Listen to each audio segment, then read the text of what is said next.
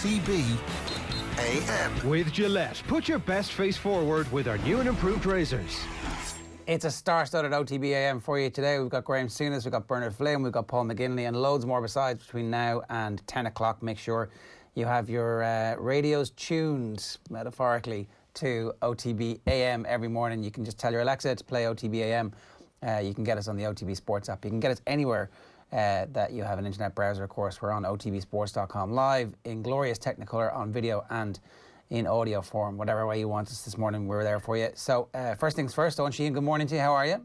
Yeah, good, sure. Good morning. There was a quality to last night's football that was breathtaking at stages. There was one bit particularly in the first half where Bayern were pressing PSG and three PSG players just flicked the ball to each other like they were in the schoolyard at the edge of their own box in the type of kamikaze, and yet there was no sense of it being in any way dangerous for them because they were such gifted footballers.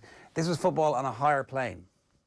There are certain moments when you're watching any sort of game and you think to yourself, well, there's a reason these people are professionals and there's a reason they've reached the top of their game. But yet we still see the Premier League week in, week out, error-ridden games and people messing up in front of their own goal, passes going astray. It felt like passes were just not going to go astray last night. That this PSG team, as you say, so unbelievably gifted, so much talent around the pitch, and with this beautiful sense of abandon that they approached the game with last night, it is beyond belief that they actually ended up getting beaten 1-0. Like that was the result of the game last night. In case anybody didn't realise it, they actually went down 1-0, playing an absolutely beautiful style of football. This Champions League semi-final, I think everybody has to root for Manchester City tonight, as horrible as that may feel, because it would just tee up one of the great two-legged semi-finals, you feel.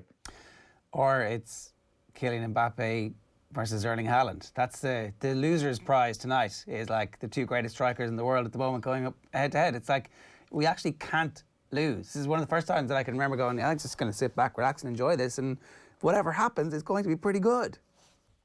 And like, I mean, that's part of what we've got from PSG over the last couple of years, when the pieces started to align and Kylian Mbappe was going to pack his bags and head for Paris. We sort of fantasized about this, the attack that PSG would have and how great this would look. Kind of like how we're thinking about Kevin De Bruyne and Erling Haaland playing together. That's how we thought about Mbappe and Neymar playing together a few years ago. Sometimes it didn't all come together. I thought it came together really well in the Champions League last season. But then over the course of the Bayern Munich tie this season, it has been spectacular. This is exactly what we want from this duo. This is grotesque capitalism giving us its beautiful product at the very end of the day. Well, I mean, I was about to ask, how often did you think about sports washing in the middle of the game? Not very much, to be honest with you. I was thinking more about, does Pochettino have the stones to win the Champions League more than the human rights horrors that have occurred at the hands of the same regime that runs Paris Saint-Germain? But did you think about it at all? Did it come up? Did sports washing come up at any point? Well, yeah, of course it does. Like, it does enter your consciousness every time you I thought about it once PSG in the middle of the game. That was it. I was like, Jesus, this sports washing is really working out for them, isn't it? That was, I was like, and I mean, I felt very guilty. I did absolutely feel guilty. And then I was like, wow, look at the quality of the football, which is exactly what they want from us. That's like, you feel like you're just a patsy. And yet the football is so beautiful and so shiny, and so it seems unique. I remember very distinctly a debate that happened in, I must have been about 12 or 13. It was the amazing AC Milan team under, it was probably the end of Arrigo Sacchi, the start of Fabio Capello, or kind of sometime around then, where Billo is asking Dunphy about how, you must be disgusted with the fact that Silvio Berlusconi is buying all these footballers and putting together, what does that say about the future of the game? And Dunphy was like, it means we're going to get to see great football. He's putting all the world's best footballers together. How is that bad for the sport? I'm paraphrasing, obviously. And he may well have changed his opinion after that, because, that happens a lot with Dunphy. But it was like, it really stuck with me, like, putting all the best footballers together in the same team is actually going to result in football reaching some level of art. And there's no denying that watching Angel Di Maria was brilliant last night. Watching Di Maria and the other two in the kind of understanding and concert that they were in last night, particularly, like, I'd love to have seen what would have happened if they hadn't flagged the offside when Neymar hit Mbappe that time. like, just to see, you know? Leave your flag down and let's see. And there's a point to that, is that actually the money will make the football better. It's undeniable that the money has made the football better, and you know, that's the whole point of the sports washing in the first place.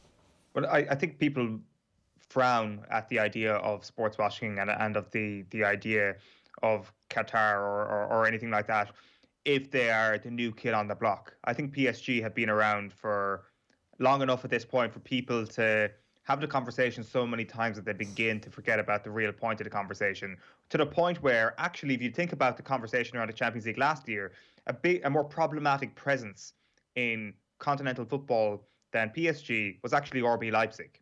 An energy drink was more problematic than the human rights abuses that were going on in the Middle East. Why is that? Because they were the new kids in the block. They were threatening the fibre of German football and the authenticity of the game we so know and love all around this beautiful continent, which kind of tells you all you need to know. If you hang around for long enough, people will actually get desensitized to the entire conversation, and people will be like, oh, look at that Brazilian player who cost 150 million. He is very good at football, and I'm going to enjoy my Tuesday night. Yeah, and I did enjoy my Tuesday night. That's the thing. I mean, it was hard not to enjoy this, and I didn't try not to enjoy it after a while. You're like, yeah, look at this. Like, the quality of skill that Paris Saint-Germain had when they were under pressure, and it wasn't under pressure against, the made-up gegenpressing of some team driven by analytics in the Championship with a German manager. It was like, these are the champions of Europe and some of the best footballers in the world. Granted, they don't have Lewandowski. Okay, fair enough, I get it. But the rest of the team is good. That Bayern team are still very, very good, and they're at it. And loads of people said they were going to win the Champions League this year by virtue of the fact that they just won the last one. And the Paris Saint-Germain were very impressive. And I think you're asking the question, does Pochettino have the stones? I mean, which of the English commentators couldn't pronounce Cajones, whatever it was? It was Troy Deeney. Oh, was it? No, sorry. Troy Deeney got it nailed in the head. He said cojones. He went full. Yeah, he understood it. It was, I don't know who it was. I don't want to, was it Motti? I don't know. It might have been. It could have been. I don't want to. Whoever it was, those Cajones are big. Absolutely. At the same time, though, you're watching that last night, and on the second screen I had Porto versus Chelsea on, and there wasn't even a moment where my eye was taken away from Paris Saint-Germain against Bayern Munich. Like, you have the commentary up to a certain point where if the commentator gets a little bit excited, your attention will divert to your laptop. The commentators didn't get excited at all last night. There was an unbelievable bicycle kick laid on to win on the night for FC Porto, but for 90 minutes of this game, Thomas Tuchel shut the whole thing down. He was like, this game is not happening. If you've tuned in to watch this game, change over to the other BT Sport channel or to the other Virgin Media channel. This game is not happening, folks. Public service at its finest. Thomas Tuchel, I salute you. At its finest. And he managed to shut that entire thing down last night, suck any sort of happiness out of that game. And that is what might win you the Champions League. Is Pochettino, if it is going to be a Chelsea versus Paris Saint-Germain final, of course you give PSG the backing to win that game. But over two legs, maybe once he comes up against Pep Guardiola, once Pochettino comes up against Pep, as we expect in the next round, could that naivety cost him a little bit? Maybe it will, but then at the same time, is it naivety, or are you just playing an attacking brand of football because you literally have Kylian Mbappe and Neymar in your team? Yeah, and so you should do. And it worked out pretty well for them. So, look, we'd love to hear from you about last night's Champions League action, what you thought of it. And if you're a Liverpool fan, how worried you are about tonight. We're going to get to Graeme Souness in about 10 minutes' time to preview that game and talk generally about the state of punditry in the world at the moment. If you have any thoughts on that or anything else, 0879 180 180 is the WhatsApp number. A reminder, of course, OTB AM is live in association with Gillette. Good morning, start with Gillette, giving you the confidence to tackle the day ahead. Oh, and we've got to talk about the GAA. We haven't done the show together in a while. The fixtures have come out while I was away, and we know the structure of the Gaelic Football Championships. We know the structure of the league and how that's going to work, and you have some thoughts. Well, yeah, the football and hurling championship, the football and hurling seasons is all about the championship, how the championship is going to be played. That is the only thing that matters. It is doubly the case when the league and championship are so close, as is going to be the case this year. So I'm sure people have seen this by now. The GAA are essentially going to run the exact same championship as they ran last year, which is a straight knockout football championship and a hurling championship with a back door. So my issue is not necessarily with the hurling championship. It's got a back door. Teams will get 2 games guaranteed. In the football championship, there will be a number of counties who will have got 2 championship games in 2 years, maybe 3 if you're lucky, 4 if you're very, very lucky. Still, 2 to 4 championship games for the vast majority of teams in 2 years. I'm not sure if that's good enough, to be quite honest with you. And you look at the calendar over the next little while, and the GAA have siphoned off 6 weekends to be used up for the Football League, for example. So you're looking through this, it starts in the middle of May. They've got this new format, which kind of seems exciting at first, where when it comes to relegation, at least, every game is going to matter. But you look at the document that they released last week, the GAA, and there's little wrinkles in this that definitely would be a slight cause for concern. They say when it comes to the league finals in football, they will only be played on June 19th or 20th if counties involved are not playing in the championship the following weekend. If they are, then joint winners will be declared for Division 1 and joint winners and promotion for Divisions 2, 3 and 4. In hurling, they say that there will be no Division 1 hurling league quarter-finals, semi-finals or final played. There will either be joint winners for 2021, or if the teams that win Division 1A and 1B meet in the championship, this will double as a league final. So this says to me that the GAA don't really care about who wins the National League. So it begs the question, why on earth are we playing the National League? Using up 6 weekends to play a competition that is going to be one gigantic phony war for what happens afterwards just makes no sense whatsoever. So to split this up into geography actually makes it worse if you think about it. Let's preview Division 1A or 1B, whatever it's going to be in football, which involves counties from which province? It'll be all counties from Ulster. What will the subtext to every single one of those games be? It'll be, sure, Tyrone are holding something back because they're playing Donegal again in Ballybofey there in a few weeks' time, as we get every year. The problem here is that this is going to be like 3 or 4 weeks before the actual business begins. It is going to be one gigantic 6-week phony war in a year when every day is so important. The moment that the GAA lost their elite status, they lost 2 or 3 months of this calendar. The entire thing should have been up in the air. The national leagues should have been scrapped. A longer, more satisfying championship should have been played because, let's face it, the championship was saved last year by 3 good games. The Munster football final, the Ulster football final, and Cork beating Kerry in Páirc Uí Chaoimh. There were the 3 memorable moments. There were 3 underdog moments. If you don't get that this year, this straight knockout football championship is going to be found out, and the intercounty footballer for the 2nd straight year is, by and large, going to be totally left down by the structure of what they've been given. And I hate the whataboutery. But if you are an intercounty footballer, you must be looking at the League of Ireland footballers. You must be looking at the rugby players. Granted, professionalism is a different thing. And thinking to yourself, God, they've got a good old season. We've been completely screwed over when it comes to our main competition. But they're going to have 3 league games against their closest rivals. Do you know what, actually? You've got the newspapers in front of you. Look at the back of the Irish Sun. That photograph of David Clifford is exactly the reason why the National League should not be played. That embarrassed smile as he was lifting the Division 1 championship last year. There was a question on the crappy quiz last week, who won the league last year? And Joe was like, did the leagues even get played last year? The leagues are grand if they're played 3 or 4 months in advance of the championship. When you're looking to fill time, if it's intercounty football or no intercounty football, you're going to take intercounty football to fill February and March. But this is not what 2021 is about. Every week is so valuable. It's not about filling time. It is about trying to get a meaningful championship played. Keith on WhatsApp says, it's clear that Eoin doesn't want joint winners as it's Kerry's only chance of winning something again. Who cares? It's only the league.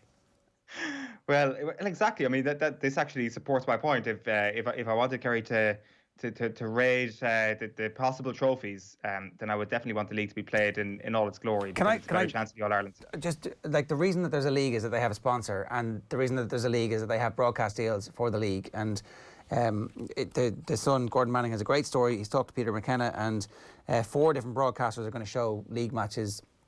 GAA Go, Air Sport, who are going to continue to honour their GAA commitments, even though the sports station seems to be winding down. TG Car and RTE, and all the games, it seems, are going to be shown somewhere. So I think that what they're doing is they're playing a long game, and they're giving everybody one last look at the madness that is the provincial championships and saying, really, this is what everybody wants? Look at how crap a championship this is. Look at what it gives us. We need to blow this thing up. And 2022 is going to be the year where we actually have a structure that finally is fit for purpose. Because I think you're right. I think the championship, like, Dublin don't have a meaningful game until the All-Ireland semi-final, and then they have 2 meaningful games to win an All-Ireland. It's not a great championship. It's not a great advertisement for the game. Like, I don't know. I see your point, but if you're trying to send a message about the possibilities of a championship, which is what you're saying about playing the provincial championships, then show people the possibilities of the championship that you want to see. And like, you could have incorporated the National League into the championship. I mean, people have talked about the Champions League style format at this point, and in the context of the GAA, it's such a fanciful idea in the short term that I feel embarrassed almost saying it. But that could have been one of the options they could have taken forward, where you maintain your sponsorship, you maintain your television deals for the first half of the championship. And that first half of the championship would be your top tier National League teams going toe to toe to decipher who would get seeding in the knockout stages or whatever it may be. Play your Tailteann Cup, play it in a proper comprehensive manner this year, and let people come away from 2021 with more answers than questions. But no, we will come away from this year's championship not knowing what format is going to be best down the line. Dublin will have won 7 in a row, but actually, if we'd gone about it in a different way, then maybe Dublin would have had to work a little bit harder for that 7 in a row, and there might have been a more interesting championship. There might have been a few more wrinkles here and there. Like, if you're talking about the commercial aspect and the league needing to hold it up, I accept that. But what the current situation is the commercial aspect of the championship not going to be let down? Like, by having the football championship, having the amount of games that might have been on television. That's what I would say to that, because I think the championship has just so much potential. And when you have a free hit at it this year, those 6 weeks that they're going to waste away on the Football League could have been used to so much better effect after June, at the end of June and into July. To experiment on a different format. I think that you've made a fairly compelling case there. But if people have views on this, we'd love to hear from you. The WhatsApp number is 0878 087 180 180. 087 180 180 is the number if you want to get in touch with us by WhatsApp this morning. You can use the hashtag OTB AM on Twitter as well. Now, a reminder, OTB AM is live in association with Gillette. Good morning. Start with Gillette, giving you the confidence to tackle the day ahead. Here's what's coming up between now and 10 o'clock this morning. Graeme Souness, going to talk to him in just a moment. Bernard Flynn is going to join us at 8:15. His Laker Gale is tonight. John Duggan at 8:35. Looking back at the Masters, looking forward to this weekend as well. We're going to hear from 2 Olympic hopefuls, Lavin and Dingley. Leaders' Questions, our Leaders' Lounge is Paul McGinley and Eoin Conroy at 9:05, and then we'll bring you more from 9:30 this morning. Now, I'm delighted to say Graeme Souness is with us this morning. Graeme, good morning to you. How are you? Good morning. How are you? Before we get into the football, I think the news was made public yesterday. You're going to be part of ITV's punditry panel for the Euro. So congratulations on that. It did make me want to ask you a little bit about what you think of where punditry is these days and how the game has changed, because you've had a front row seat for a good while now. Yeah, I'm looking forward to it. I'm looking forward to the football, obviously. It'll be, although it's the same job, it's got to be a slightly different experience, I'm sure. And working with some people I've not worked with before, so yeah, I'm just hoping on the 18th of June that I've got, I can sit there proud and stick my chest out and throw a bit of fire back at the English, because that's the day that England play Scotland. I mean, it's unbelievable to be involved in a tournament at any level where your own team is playing. It's something that we haven't felt too much on this side of the RC just recently. Why do you think Scotland have recovered from the depths that they've been in? We've been there for a long time as well. We've not qualified for a long time. I don't know. I have to believe it's a cycle, and I think we've got some decent players now, and I think we'll do okay. Whether we can get out of the group and charge on, I don't know, but I think we'll give a good account of ourselves. Yeah, I think the good players thing and the cycle. We're desperately hoping that some of our good players start to emerge soon. When you break it down, as an international manager, you've got how many days? If you play 5 games, you've got them in total for maybe 5 weeks a year. They're already fit, so it's not about fitness. You're ticking them over. You're trying to impress on them your ideas in such a short period of time. Very, very difficult. Very, very difficult. You can't go out and buy players as an international manager. So it's not an easy job if you're not dealt a good hand. I think, right now Ireland have got young players and they're trying to introduce them slowly. But, as we know in football, everyone's impatient. Especially fans and the people who employ the managers as well. Can I I ask you just generally about the evolution of punditry and where the game has gone. It's funny how important, particularly in English football, the role of the pundit is in shaping public opinion. And I often wonder if, here we're a bit disconnected from it because we don't live where the league is. But I think it's a little bit different where a lot of pundits have played with clubs and have club loyalties and still have that fan base that they need to speak to, while at the same time they're trying to break free of that. So there's a little bit of creative tension sometimes. It's a bit early for this, but we'll have a go. Yeah, I think that's a great Irish word for some spoofers. I made a decision a long time ago that when I got sacked in my last job at Newcastle, I thought, that's me, I'm finished with the management. I've always thought of sort of shot from the hip. I'm not in the business of trying to make lots of friends. I'm too long in the tooth for that. So I made a decision. I'm just going to say it as it is. I'm entitled to an opinion because of the time I've spent in the game and what I've done in the game. And I'm sure people disagree with me a lot of the time, but it's my opinion. And I don't, if Liverpool are not doing so well, I've got to say that, and as much as it hurts me. But I think, people are, there's people who are worried about social media. I work with people who in between when adverts come on, they're checking the phones to see what people are saying about them. Unfortunately, that's not my world. And I think there are some good people, but some people that really have to forget about social media and what people are saying about them and forget their allegiances at times. As hard as it is, as hard as it is. That must be not a detrimental thing to do, but it's certainly a dangerous thing to do, Graeme, to go on social media at halftime and see what people are saying about you as a pundit, considering... Well, I know what people are saying. I don't have to go on there. But that's of no interest to me. We know the problems with social media. We know the advantages of it. And it's something I've chosen not to do. It's not of any interest to me. But I turn up. I do my job. As I say, I think I'm entitled to an opinion, and I say what I feel, and then I can go home.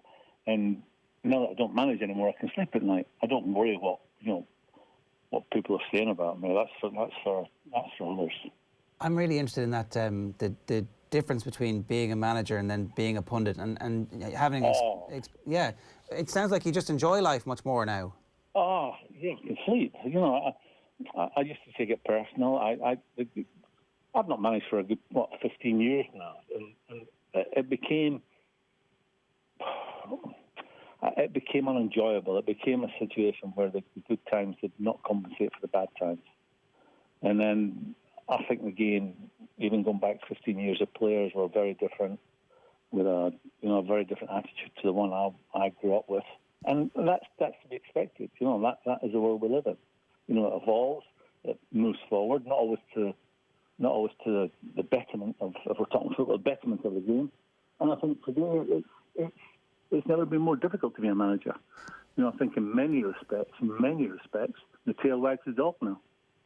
I think that's clearly true from agents and from sponsors sometimes, and from the broadcasters, and for a million different reasons. So it's a massive job where your field and your ability to influence the outcome diminishes with almost every passing week. And I actually feel in some instances, certainly in here, and you would have seen the punditry in Ireland, it can be more influential to be a good pundit on TV than to be a manager of a team that's struggling, or even a team that's doing okay in the Championship. I'm not sure you're more influential. I think you can influence to a point. I mean, the manager still has the immediate influence over players. He's working every day. He's picking the team. He's not, leaving people out that the majority might think shouldn't be out, or he's making substitutions that people think he shouldn't be doing. But I don't know. I don't look at myself. I don't. You've thrown at me this morning about whether an influence. I've never thought of that. I honestly mean this. I've never thought that I have any influence on forming people's opinion about a player, about a manager, or about a football club. I turn up and I try and do it as honestly. And you did say earlier the thing has changed. We have to be very careful the words we use today. And, you know, that is a fact. That's, I think, in every walk of life. So it has changed very much in that respect, but I try to turn up and be truthful. And I come back to it. If I upset people, I'm not apologising for it. It's just, that'll be my opinion on that particular day, on that particular incident.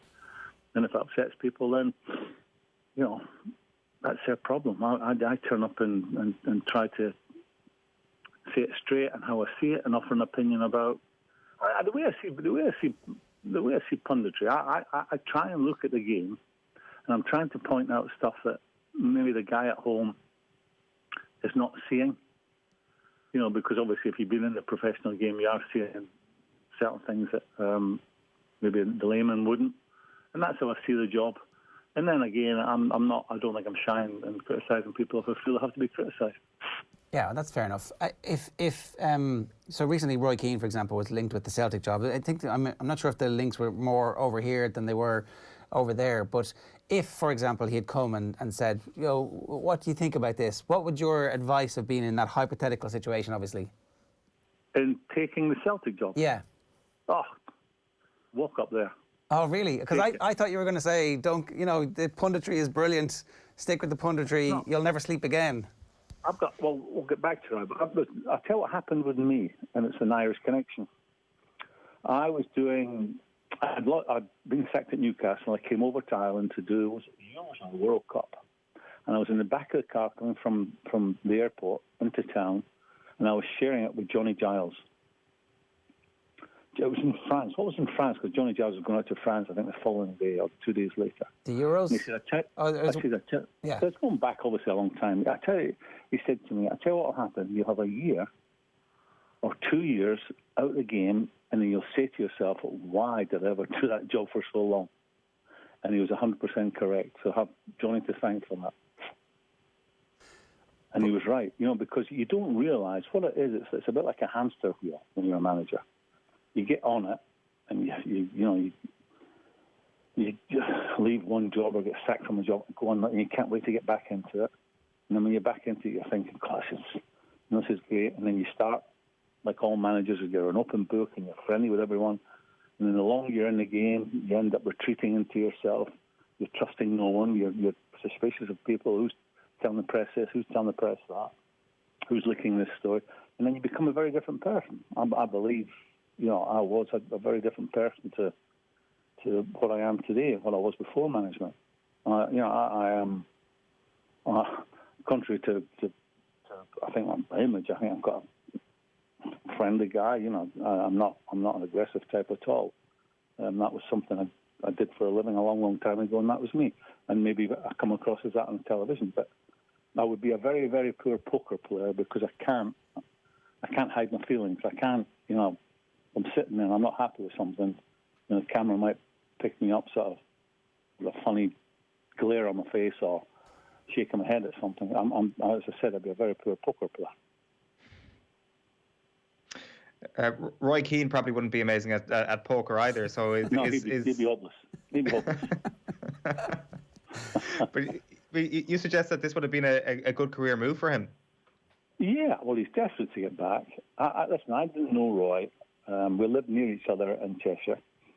I've waved to him a few times when he's been out walking his dog because he used to come down the road and then down the lane where I used to live. I've never been any time in his company, but I have to say I enjoy his company. He's very funny. His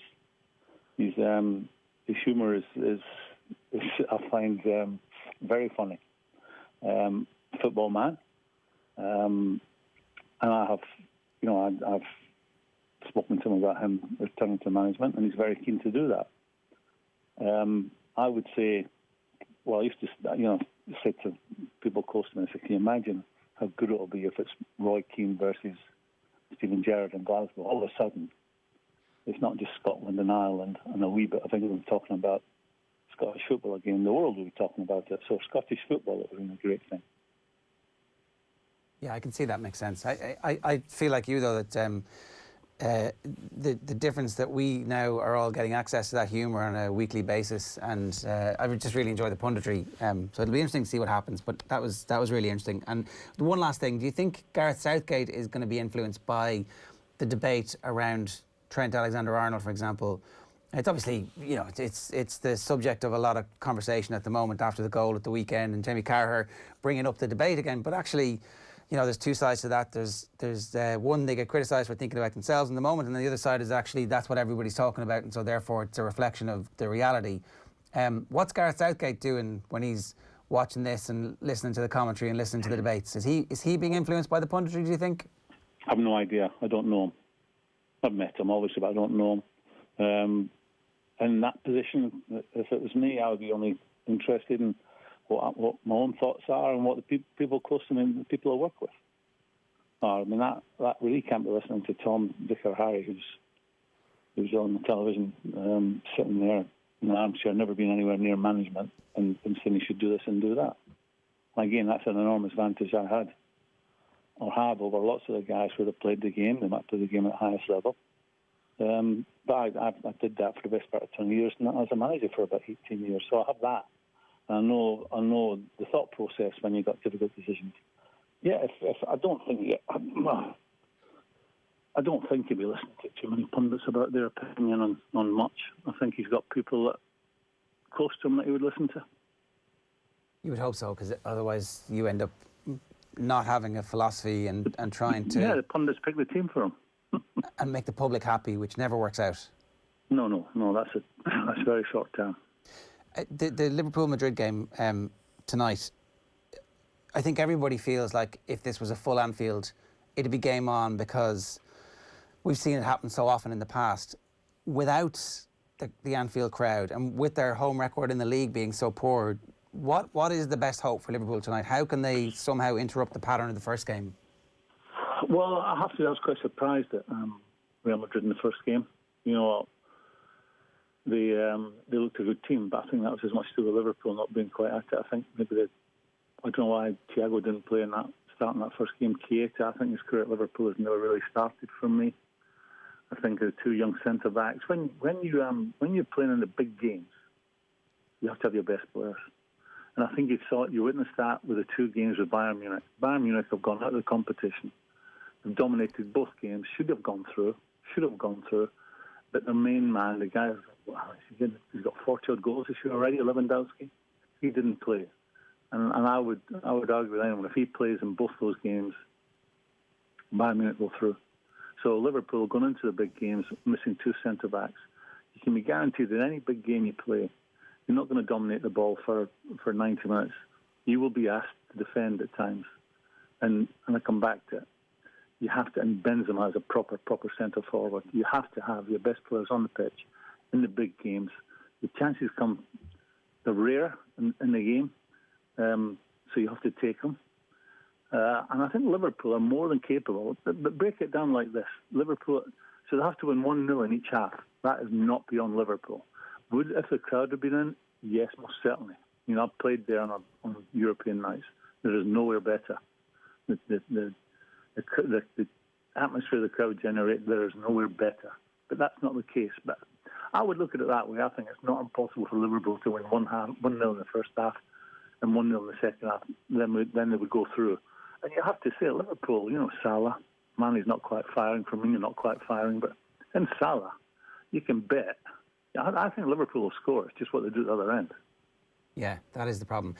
So there's been a debate going about Klopp this year and whether or not he could have somehow changed his style and philosophy to take account of the fact that he was missing his first choice centre backs and then the replacement centre backs obviously getting injured as well.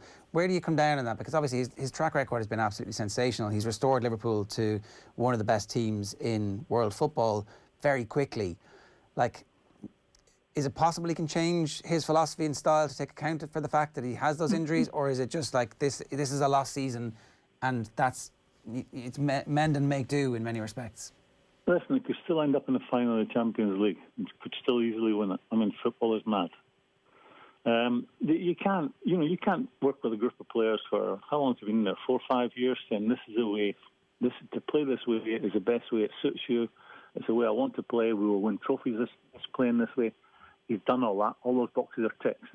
You can't then say after getting a couple of injuries, we're going to change completely. We're going to drop off. We're not going to hold a high line. We're going to be less of a pressing team.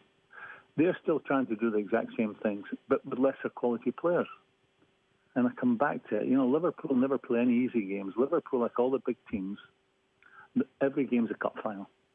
Whether they're playing Man United or they're playing West Brom will have half a team that when the fixtures came out in August will look at the trip to Anfield and say, that's a game I'm looking forward to this year because I grew up being a Liverpool supporter, or I grew up being a Man United supporter and I don't like Liverpool. Whatever way you dress up, Man United are the same, do not play any easy games.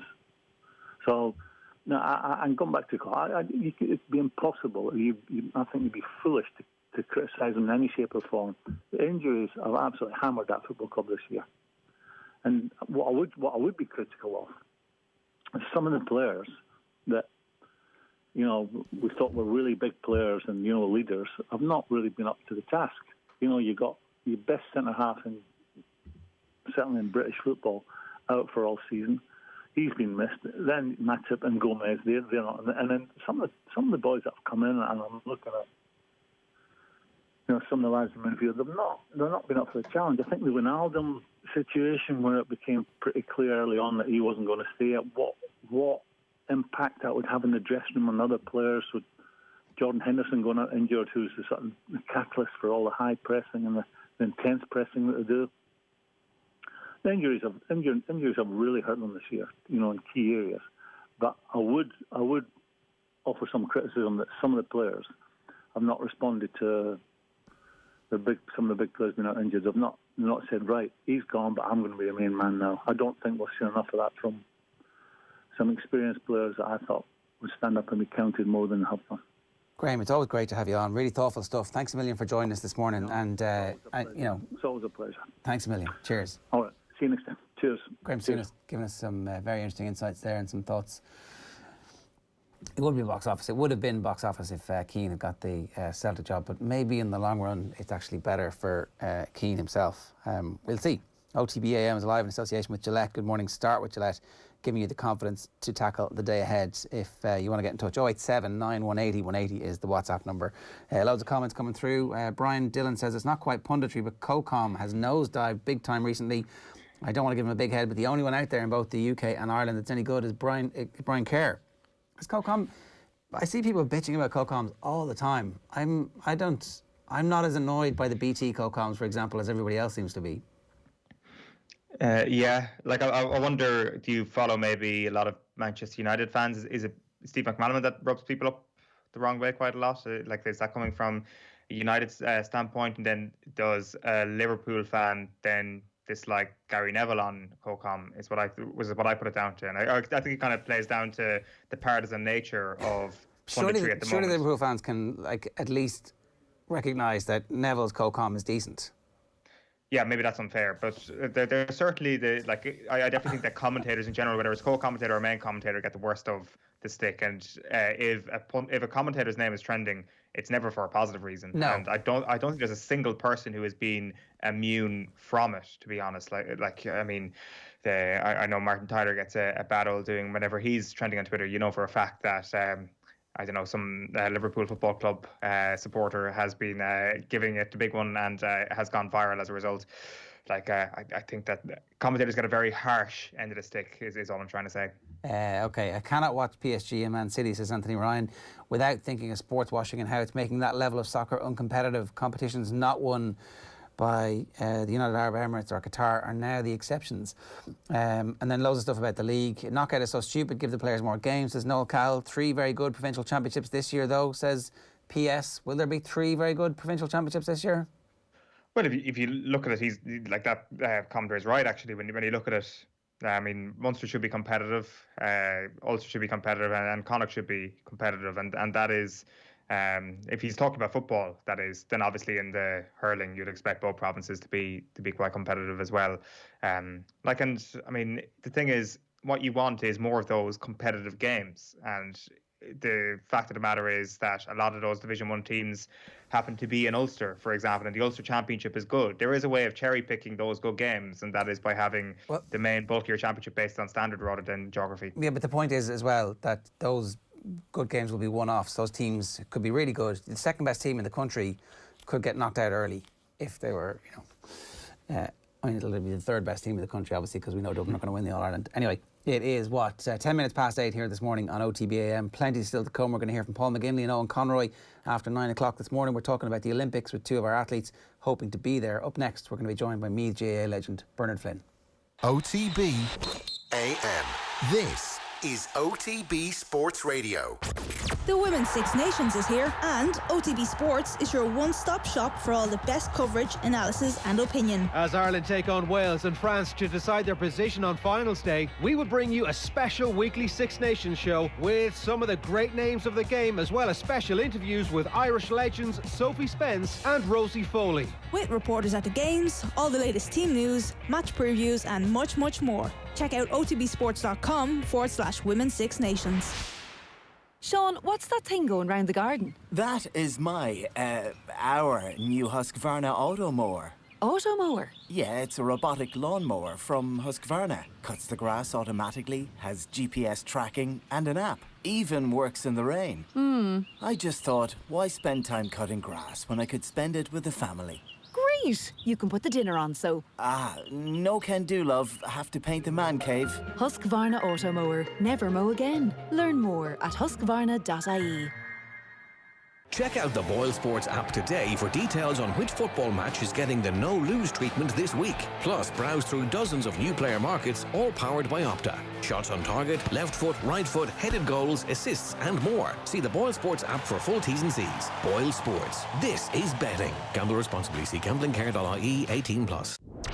OTB AM. With Gillette, put your best face forward with our new and improved razors. Right, it is 12 minutes past 8 here. If you want to get in touch, 0879 180 180 is the WhatsApp number. Very quickly, I'm going to run you through the back pages of the newspapers. We can start, I may as well start with OTBSports.com. Rio Ferdinand tells Manchester United to sign Dominic Calvert-Lewin. I'm not sure if he's a scout for United at the moment, though. Graeme Burke's score from the halfway line for Rovers against Derry City. It's gone viral, as it should do, on Twitter as well. Should Nathan Murphy buy his son an England kit? That was one of the questions that he asked on the news round last night. Kind of a stunned silence for a moment from everybody going, is this really a question? But apparently it's what he wants. You know, you got to give the kids what they want these days. Back page of the Irish Sun. Owen's already mentioned it. League of Our Shown. McKenna, GAA doing it for the fans. So that's that picture of Clifford last year. Yay, we won the trophy. How did the rest of the season work out for Kerry Eoin? I've forgotten what happened. That's it. I just want widespread reform to take the attention off what happened last year. That's all I'm asking for. I'm sure you'll have an opportunity for revenge pretty quickly in this year's championship. Right, if you want to get in touch with us this morning, as I said, 0879 180 180 is the WhatsApp number, or the hashtag is OTBAM. On Thursday night at 9:30 on TG Car, it's the latest episode of TG Car's legendary Gaelic football and hurling documentary series called Laochra Gael, obviously camogie and women's football as well. And I'm delighted to say that Bernard Flynn is the latest star of the show, and he's with us this morning. Bernard, good morning to you. How are you getting on? Good morning, Ger. Thanks a million. I might be a little bit of a gate crasher, but there's a good few Meath men ahead of me in the queue for that. But I was asked, and that was it. I'm sort of grateful and delighted, but definitely I think there was more deserving than me. But still, I'll be there tomorrow night, and hopefully people might get something out of it. I think they will. I don't say this lightly. It's been by far the best GAA documentary series ever. It has longevity. When you think back to the very first ones, like no one was doing it, and they've kept at it, and they've really got under the skin of a lot of different people. So when you got the call, you know, I'm sure you're like, well, what was that actually like? Great question, because I was shocked, I'll be honest with you. I was very shocked. I thought it was a joke, first of all. I thought it was a stitch up. Somebody, I'd be known to do an odd one myself. So yeah, I was a bit surprised that it's different, Gerard. I'll tell you why it's different. Like if I was speaking, I was asked to speak about a friend or a fellow player or an opponent, or about matches or games or commentary. But this was different. It's about yourself. And Ronan and Sarah, it's only when you're there with them, the effort that these guys put in. They couldn't fit everything in, Gerard, to be honest with you, but they put a program together and they've done a great job. But it is about yourself. It's raw. It's close enough to the bone. And I was uncomfortable with it a little bit, because the way they ask you the questions and when they sit you down, they really do try and get inside to know the person in there somewhere, which probably every one of us have our guard up a little bit with this sort of commentary or punditry or whatever it may be. So yeah, it was different. And it took me a while to come to terms with it, being honest with you. I'm sure, and I think it's a very interesting point you make, because the first season was definitely, these are the legends of the game, and it was about their legendary stuff. But the reason it has longevity is that it has begun to tell the stories of people, and it's people as they are now, as well as the superstars they were when they were kids. Let's face it, like when you broke into the Meath team, you were a kid, and it's a long time ago. And what I'm very interested in is the stuff in the papers this week. You've been talking about the injuries that you've suffered and the consequences of the decisions you made when you were a young man to play football. I think these are really important conversations for us to have in a mature way now, certainly with young players who are coming through, and just even talking with Graeme Souness a little bit earlier on, like the game is completely different because people are very different now. Yeah, and thank God they are, Ger. And I wasn't, or I'm not in any way moaning or groaning. It's not me. But I was just being honest, and it's myself I criticised, not anybody else. And it's on reflection. I have 3 kids, 26, 23, and 18, and one of them plays football. He's had horrific injuries himself. It doesn't fall far from the 3, but you try, and it's just. When I look back, is that you wouldn't really change anything at all. But what I would, it's just you look back and say, wow, it was different. And the men I played with, I mean, I had some injury, but some of the sacrifices, the Jerry McEntees, the Mick Lyons, Colin O'Rourke's, people like that, Mick Lyons, it was just extraordinary. See the lengths that they went to just play with Meath and try and win something. Every single thing else, your body, your health, came secondary, and that's sort of that relayed down to a lot of us in the team. But hey, we had great fun as well as that, Ger. But yeah, it's a look at a draw. I made an awful lot of friends. It was good to me. You get a few injuries, and I didn't mind mine the way I should have done. It's as simple as that. What sort of lengths are we talking here, Bernard, when you talk about yourself and the likes of O'Rourke and Lyons? I know.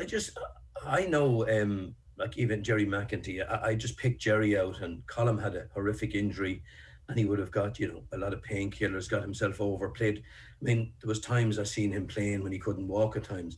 Myself, I would have got injections very early on from a young age. The programme goes through that, but and it just became secondary. That's outside of the team. Myself, privately, just from 21, 22 onwards, with pains in my hip, and didn't think, I got the hip replaced afterwards, but I would have done anything, on anything at the time just to play. It didn't matter. I'm actually trying to explain, and I don't do it that well, if you like, that the mindset back then to do what you had to do just to get in the field, we thought that was normal, and it's wrong, if you like. But today, the whole medical end of it has changed. Like, we'd Sean Boyle, and he was brilliant, but you actually I didn't even go to him half the time because I was in such fear of not making a team or being dropped. And hey, you just did what you had to do, but not the cleverest thing at times, but the reward, what we went through sort of outweighed what I went through, and it's as simple as that. I suppose, Bernard, the point I think that we're getting to now in maturity is that it's not really either or. The kids today, for example, shouldn't have to go through what you guys went through. They should still be able to achieve at the end, or maybe they don't play the full game, but they play a certain amount of minutes, and the squads are bigger. And I guess we just need to kind of slightly alter the culture a little bit, where you are, scared to go to the management. I would hope that your kids, the under 20s you're training, feel like, look, I can go to Bernard and say I'm not feeling great today, and you're going to take on board the lessons of your own life. I know that's done and dusted. That day is gone, Ger, I can assure you, absolutely not. I mean, I'm even dealing with a few injuries with guys, and I become nearly half obsessed. Are they okay? You're looking after them. You do anything you can to make sure they're okay. No, that culture has changed quite a long time. It really has. And it's just the way of the world. It's like people were different. It's just, at that time, the people and everybody, we were the best looked after team. We were so far ahead of Dublin, Ger, it wasn't funny. they were treated like second-class citizens compared to that Meath team under Sean Boylan at the time. And it was just something I did on my own. It's a personal thing. It wasn't any reflection on anybody. No, sure. But it's kind of the culture at the time. It's like what you felt you had to do. And I totally understand it. And I know you're not criticising anybody at the time at all. One last thing that I did see in the papers as well is you've got a bad back as a result of this as well. Is that true? Well, no, I am. Professor Damien McCormick keeps me going every 6 to 8 weeks, but I get 2 epidurals in my back. I was there the other morning, but I've 4 discs on. I've had 10 years of it now. I have to get a spinal fusion, 4-disc spinal fusion, or just keep getting the injections. I'm doing them for about 5 years now. So I've been at 3 specialists. Damien keeps me going. He keeps me walking and talking. Every 6 to 8 weeks I go to him. I get 2 epidurals. It's either that or a 4-disc spinal fusion. We made a decision. He's made a decision that we just keep going as long as we can and put that off because it's probably a 40% success rate. So, yeah, that's part of it. It's just their old injuries. I could tell you about hundreds of county footballers around the country, and that's why I'm going to try and get something going at the end of the show. It opens the door, maybe a little bit about past players. I feel very strongly on it. I have done, and I'd like to put something in place to see could we do something to help as many as we could. That's the gist of the end of the show. But yeah, I have to try. I get epidurals every 6 or 8 weeks, but listen, it's part of my life now. And the good thing is I'm mentally very strong. Those things don't really bother me. It's mind over matter, and it's my, as I say, it's my shit to sort out and my problem, not anybody else's. No, but it's interesting that you're using it as a means to try and engage the community and that tribe of people who, like, we do look back on the TG card, the All-Ireland goals, and it's bone crunching and it's no quarter asked or given, and there's sometimes full out brawls, and it seems like a different era. And for us it was entertainment, but for you guys it was your life. Yeah, probably the injuries is one thing, but when I look back, probably the biggest regret Gerard would have would be my hatred of school and the academic side of it. And Bobby O'Malley, myself, talk a bit about that in the show, is that, like, I literally did not care about school. I hated it. All I care was 7 days a week kicking the ball to get on the Meath team. When I left school, I just went into a job that I didn't like, I hated, and didn't care about college. All it was football. And I think a lot of people from that era, you know, didn't probably think enough about that end of it in the future. And when the crash came, it goes through, I turned it sort of around and got into business and worked very, very hard and built a very successful business, and then lost it all. So the academic side of it and, you know, education is something at my age now, and I know many of my fellow inter-county footballers I played with and against would regret maybe not having something to fall back on. So I think that's a big thing. That's probably my biggest regret or loss. But listen, you can't have it every way. As Vela says, you own your wins and you own your own losses. So you make your own bed and you lie in it. I know, Bernard, you've had your issues with the GPA over the years. It seems to me that some of the stuff that you're talking about is stuff that they're trying to address. They have 300 scholarships, and maybe is it 300 this year? It's going to be 600 next year for inter-county players to go to college. Is there any sign of peace between you and the GPA? Is there a possibility that like you could actually come together and work these out? Gerard, I didn't know you were going to ask me that question. I had no real gripe as such. Okay, I wrote a lot of different things about the GPA. The GPA did brilliant work, and I've wrote umpteen articles on it. I'm not going through it all now this morning. It's not the morning for it, but I felt it lost its way over the last number of years, and definitely when got inside the tent, if you like, with Croke Park and under the umbrella, I felt, you know, to me the GPA is the GAA now, and the compromise. That is the bottom line. My issue with going back with the GPA, and I don't think I've said this anywhere else, is when I was asked firstly to come on board, I went on board as secretary of a past players sort of fundraising stroke benevolent fund to try and get something going. It's all right having functions and this, that and the other. I'm a doer, and it's about raising money and helping people substantially. And I would have got letters for a long, long time, umpteen of them still coming in about players way, way worse than me, far worse than me. I'm one of the lucky ones. And I just felt and I said it to Desi and Sean Potts at the time, I walked away because I felt it wasn't doing what it was meant to do straight up, and I felt I was going to be wasted there. I brought a lot of good inter-county players in on board, and while it was fun and crack, it wasn't doing, and still isn't in my opinion, looking after past players remotely the way we should. And I wrote to Larry McCarthy the other morning, emailed him, expressing a long lengthy email about sort of the ideas I have, and they have to come on board officially themselves. But the GPA are not going to sort out past players. They're doing what they can do for some of the present in the county players, but they're not going to sort out past players in the way I would like, and they would like, and they need. So, and that's the bottom line. And so maybe actually you're right to go off and do that separately and have a separate organisation for those past players who, let's face it, you know, the GPA didn't exist at that point. So maybe you're right. Maybe that's the best way is to actually go off and plough your own furrow. And I mean, I didn't mean to throw you off there. It was really just that it seems like... No, I'm glad you brought it up, Jared. It's very, very important. But I do need help. They need help.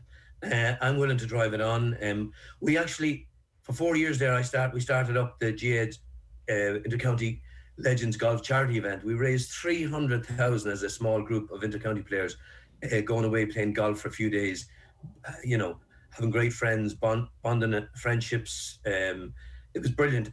For charities winning each intercounty team's choice, it was phenomenal. So it's a great movement, but I just think now is the time to try and do something for our own, and that's what if I do something, that's what I would love to do and spearhead.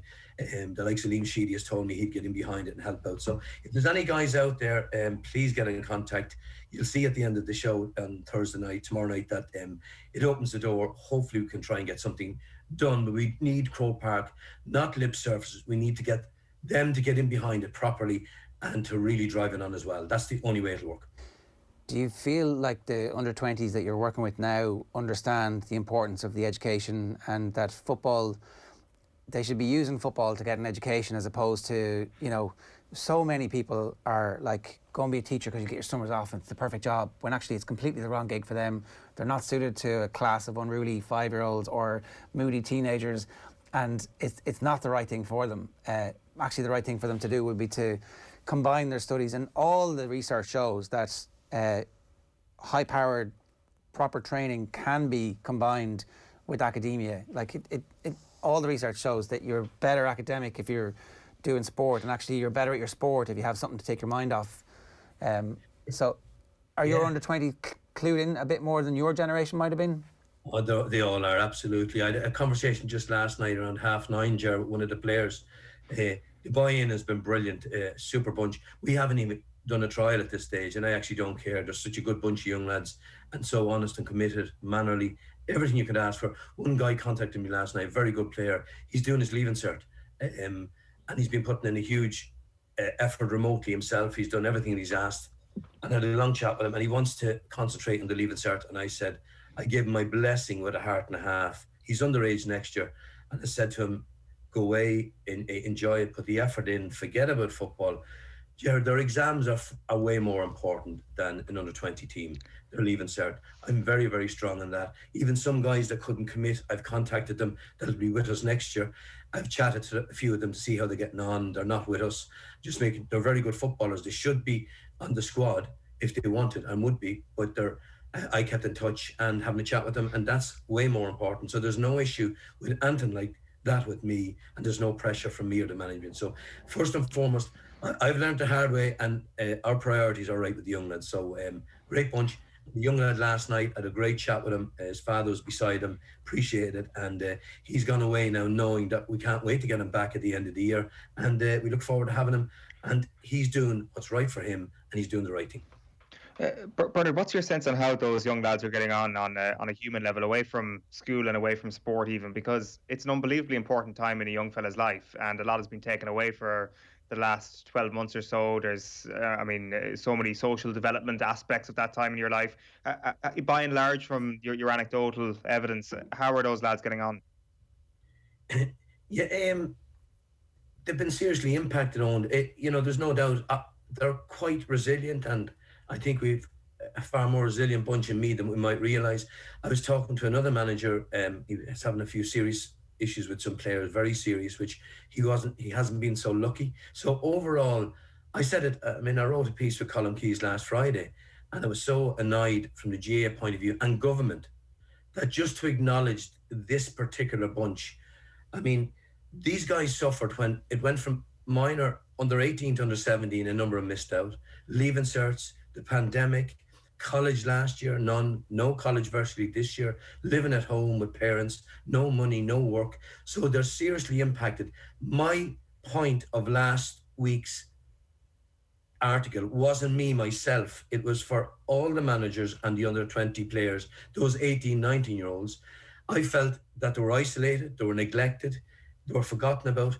And if Croke Park decide to pull the under 20s, knowing what they should know, and the government knowing what they should know about this particular age group, it'll be a form of treason on that age group, what they've gone through.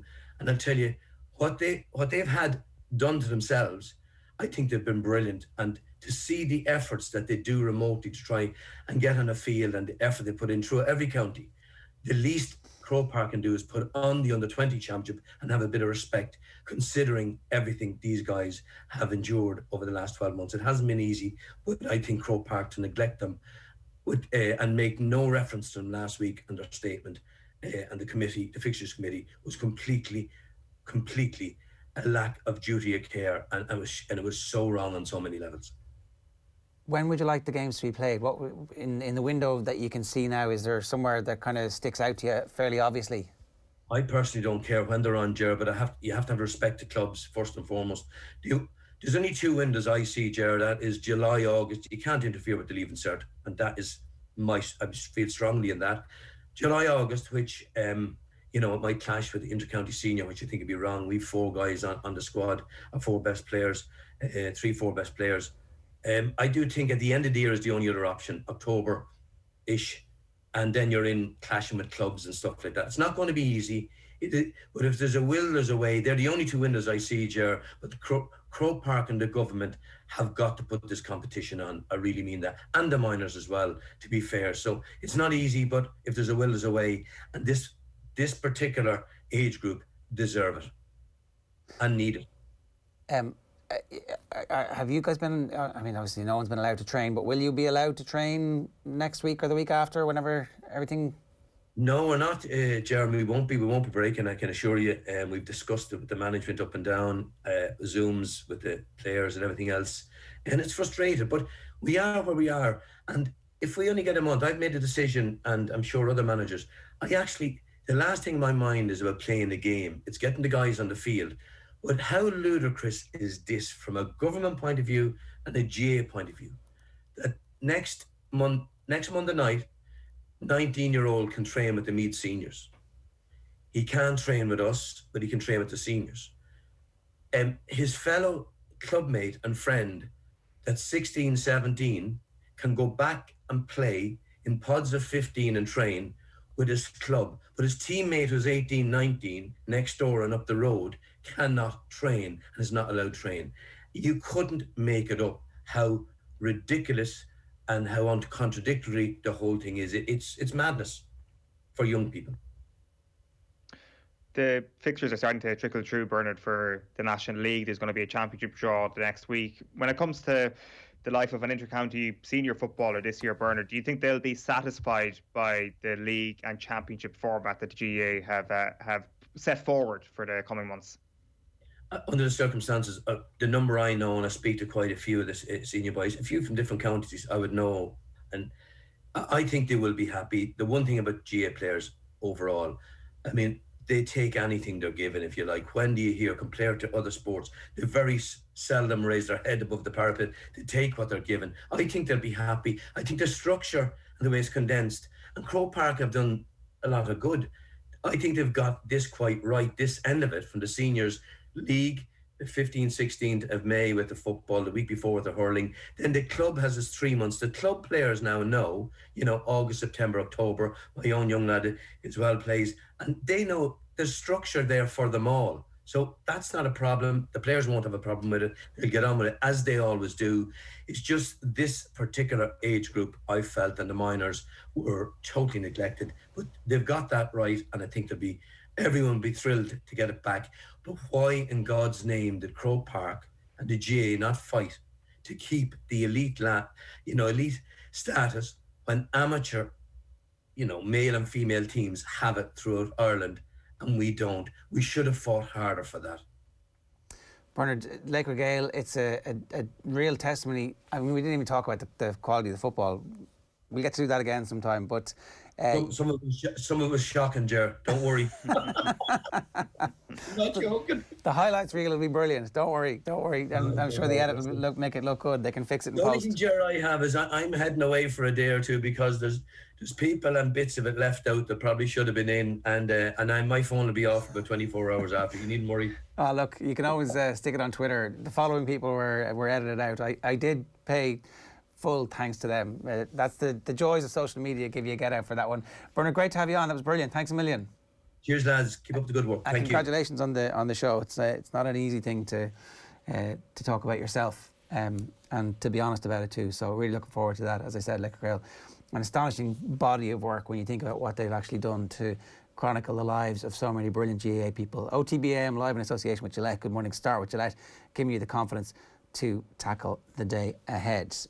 Now, I want to tell you that we've dropped another 6 episodes of OTB Gold. It's available. First listen on the OTB Sports app. Episode 7 is a very entertaining Ronnie Delaney Legends interview where he talks just about how sensational a runner he was for a period of time, unbeaten in America, a genuine superstar on the front cover. As we all know, the first Irishman to be on the front cover of Sports Illustrated. That wasn't Conor McGregor, that was actually Ronnie Delaney. The Ray Boom Boom Mancini interview, the first one that we did, which was absolutely sensational. He talked about killing a man in the ring. Cora Staunton interview, a career retrospective. I mean, we'll have to do another one, obviously, to take in what happened at the end of, I don't even know if it's finished, but with the Australian adventure, Dr. Harry Edwards on O.J. Simpson. That's episode 10. Episode 11 is Catherine Switzer on the 1967 Boston Marathon, where women weren't allowed to run. She ran, pretending to be a man, got stopped, and became a global phenomenon and really opened up the sport of athletics and distance running to women. And then Joe Malloy meets Gerlach Nan is episode 12 as well. So episodes 1 to 6 are there, which includes Lance, Ruby, the Centaur book interview. Sensational stuff. All the best stuff that we've done over the last 20 years is available if you subscribe to OTB Gold or search OTB Gold wherever you get your podcast. But best place to get it, and the first place to get it, is, of course, the OTB Sports app now. At 8:37 this morning, let's welcome John Duggan. John, good morning to you. How are you? Jaron Owen, how are we getting on? How was your Masters? It was very enjoyable to watch it. Hideki had played 86 tournaments since his last victory in the States in 2017. It was coming for a long time with Hideki, but you'd always wondered when it was going to happen, and it just happened with, I think, an excellent round on the Saturday. He shot the back 9 at 30 on the Saturday, and that really put a bit of distance between himself and the rest of the field. But every time I watch the Masters, every single year, I love the course even more because you see a bit more every single year. You see all 18 holes, and it really is an amazing, beautiful course. I think everybody would love to go, and the 13th to 15th Amen Corner. It was set up well, I thought. Shane Lowry, I thought, was good. Rory, what can you say? A bit of a disaster. But I remember the very first conversation we had about golf in this calendar year, and I was like, oh, Rory's going to be relevant again this year. And I was like, I think I was lulled into a false sense of this is, it's been a disaster. Yeah, I would have been for probably the last 2 to 3 years on the show saying that, well, Rory's the most naturally talented player in the game. You just need to just give him time. He played really, really well at the back end of 2019, and just before lockdown last year, he'd been in the top 5-6 times in a row on the PGA Tour, and he'd won twice. And I asked Dermot Elise on Saturday, I just said, how can Rory McIlroy go so downhill so quickly? I know he hasn't won a major in 7 years, but he's still been playing well 18 months ago. And it really is just a complete, the confidence, the lack of body confidence. When you see a player like Shane Lowry, who'd been making silly mistakes, still having a smile on his face, going around Augusta. Will Zalatoris, this guy, ice cold killer. He was just absolutely brilliant.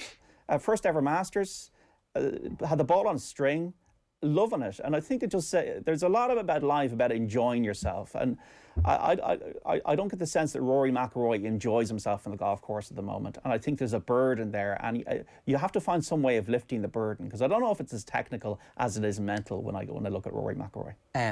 It's the Heritage this week, which is interesting. You've obviously started your research, I presume. I started, I was off yesterday, so I'll have it by tomorrow. With Patrick Cantlay, who I tipped was an absolute shocker. I apologise publicly for it because it was a shocker. It was an absolute shocker of a tip. I'd ran placed and everything. So everything I gained the week before with Jordan Spieth winning was given back. I mean, that's the golfing gods. That's the way it goes. But, the Heritage I love. I always used to watch that tournament after the Masters back in the day when maybe we wouldn't watch as much golf as we do now, and it wasn't that prevalent. But I love the tournament at Harbour Town. Played it a lot on the computer. Played it a lot in those days in my 20s. Friend of the pod, Troy Merritt. Is somebody whose game hasn't been in great form this year. Certainly his putting hasn't, but this is a track he likes. I don't know. He will be massive odds. I don't know if it's worth having a dig into. Well, if you like the track, it's always worth having a look at players that come back and win and play well at certain venues. Absolutely. Brian Gay did that. I remember watching Brian Gay in Bermuda. Was 300 to 1 or something, came back, had been third the previous year. Harbour Town is a very, very distinct, it's a real old school golf course, very narrow fairways, very small greens. It's about touch and precision and scrambling. So it's a short golf course. You don't need to be a big hitter. Anybody who hits at 250 yards is actually grand there. So the research has begun. The ingredients are in the pot. But whether it'll taste good, we'll only know on Sunday. Okay, so virtual insanity is to come. John, what else is happening? Well, Paris Saint-Germain, I loved that last night. I don't know about you guys, but it was great to watch. It wasn't an Mbappe and Neymar, and it was a fascinating cup tie, really, wasn't it? It was a 1-0 defeat for Paris on the night to Bayern Munich, but Lewandowski, the lack of cutting edge, really possibly went against Bayern in that defeat. They're out of the Champions League on away goals. Chelsea quietly through to the semi-finals. Amazing, really. 1-0 defeat to Porto. But they go through 2-1 on aggregate. Tonight it's Liverpool, 8 o'clock start against Real Madrid at Anfield. 3-1 down from the first leg. They have one away goal, but they'll need to beat Real and do what they did against Barr a couple of years ago. Do they have the talent in the squad with all those injuries to do so? Jurgen Klopp knows it will be difficult. I have no idea if anybody in the world can deny Real Madrid from having any chances. So they beat us a week ago. Yes, we were not good. But a few days later, they beat Barcelona in a very important game as well. So they are obviously in a good moment. And we have to deny that, and we have to defend on our highest level, and then we have to create as well. So that's it. Now, after 6 wins in all competitions in a row and beating Barcelona last weekend, you'd have to think Real will score. You have to think Real will go through. I'm more interested in seeing Manchester City against Dortmund. Fascinating. 2-1 to City. Guardiola's never brought them to a semi-final. Haaland, what's going to happen there? Sancho is not playing. 8 o'clock as well. That's fascinating. Graeme Burke scoring from the halfway line. For Shamrock Rovers against Derry last night, a 2-0 win. Derry rooted to the bottom of the League of Ireland Premier Division. Robin McBride in Warren Gatlin's backroom team for the British and Irish Lions tour the end of July and the start of August. And he hasn't closed the door completely on involving Andy Farrell and Paul O'Connell. Yeah, well, I think his commitment is to Ireland, and you fully understand that. So they're supposed to be touring Fiji and stuff. Does that go ahead? Is it back in Ireland? Whatever. So it's just trying to be flexible at the moment, and whether we do add someone, could be someone coming in during the tour or something like that. There's an interesting quote from Warren Gatland here. We're hoping that before we go on tour, there's a possibility that everyone in the touring party is vaccinated, and we're working towards potentially getting in that place. We feel that will be important. The health of the players in the squad is obviously at the forefront of our minds. We have a good medical team who's putting all those plans in place. Like everyone else, I'll be doing my bit to make sure we have a safe and secure environment. Yeah, so I see Roy O'Connor is saying today in the Irish Independent that he doesn't think that it would be a good move for the Lions to be vaccinated, particularly when they're going down to South Africa, where very few people have been vaccinated, including very few frontline staff workers. I have a different view on this. I think that if the Olympians are going to Tokyo, and if one of the safe ways for that to happen, I don't mind if the Irish Olympic team get vaccinated. I think that there's a few little things that we can do. I mean, obviously this is fraught ground, and there will clearly be a coterie of people who think this is the most ludicrous thing of all time. But actually, if that means that these people can go and represent Ireland, I'm actually okay with that. I think that the amount of people who we have going in the Olympic team, I think if the Lions can source vaccines, particularly when you consider that in England, like millions and millions of people have already been vaccinated. In the north, loads of my friends who live there have been vaccinated. Like, if this means some of the rugby players have to drive across the border and the NHS are suddenly saying, yeah, we're supporting the British and Irish Lions by giving them a vaccine, like, is it really a scandal? I don't think it is. And if it means that these games can go ahead, like, there's two aspects to professional sport. One is that it is genuinely entertaining for huge amounts of people, and it is therefore something that is worth considering. It means something to people. And the other is that loads of people's jobs genuinely depend on this. Like, these are industries that need some help and can have some help. Loads of other industries too need help, I get it. But these are small amounts of vaccines, particularly when I'd say all those English players will have been vaccinated anyway. And we're talking about they would need to get the vaccine at the start of June for the first one, and they could get the second one 3 weeks later, and they'd still be grand heading off into the start of July when they're going to South Africa. I don't think it's that controversial. It's an emotive issue. I have a friend, my best friend lives in Gibraltar, and he's already had his vaccines. They're flying them in, the RAF, into Gibraltar, and he's 43 years of age. He's had his 2 vaccines. It's an emotive issue. There will be people in this country who will be older and will not have been vaccinated by the time the Lions tour start, and they will... That's a scandal. Like, they should have been vaccinated by that stage, you know? Yeah. And that's where we're at. So, like, I get your point.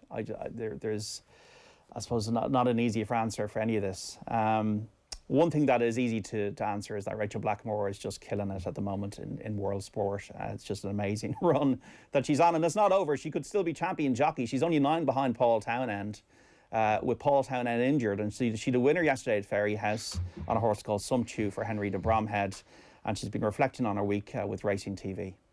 Yeah, look, it's been unbelievable, but people have such good wishes, and you know, it's so nice to hear. You know, it really feels like it's gotten to every corner of the world at this stage, and you know, I just feel so lucky to be the person involved in it all. What can you say? National Velvet, 1944. That was a fantasy, Liz Taylor, but this is now reality.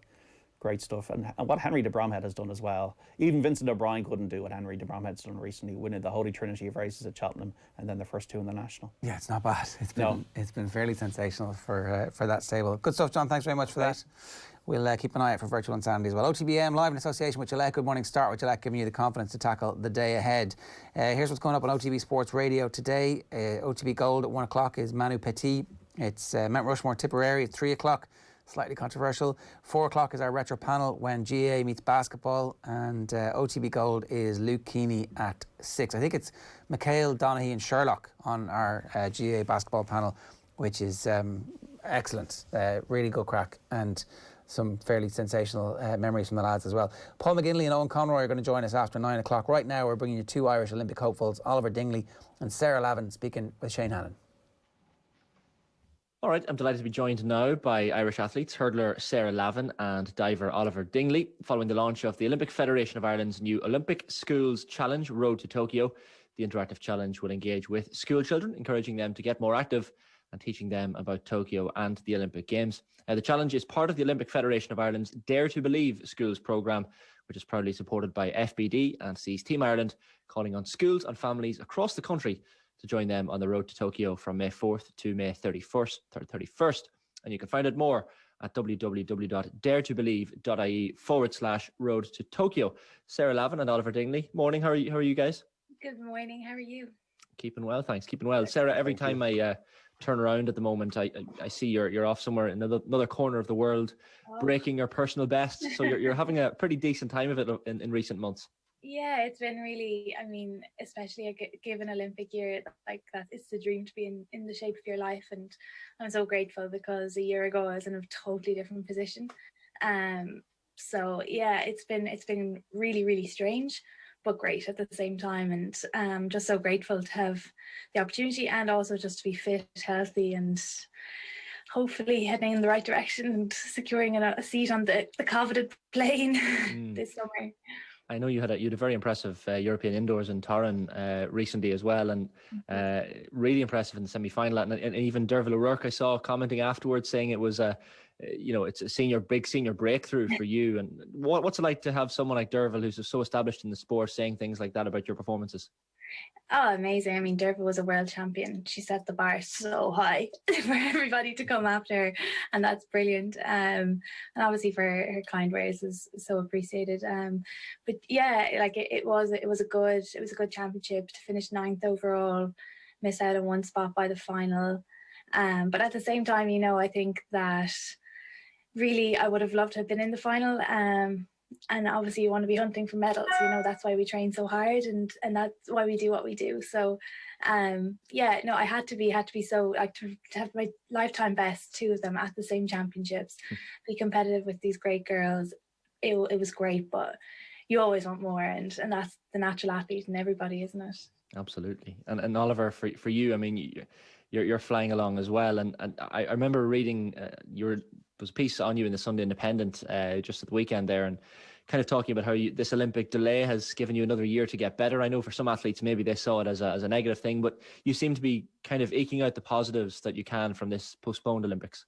Yeah, I'm getting jealous listening to Sarah there. The furthest I've been is Blanchardstown, so and I live in Blanchardstown, so I'm looking forward to going out to my qualifying event. The Olympics, I didn't get too caught up in it. I wasn't too disappointed at the time. If anything, I really felt the positives from it.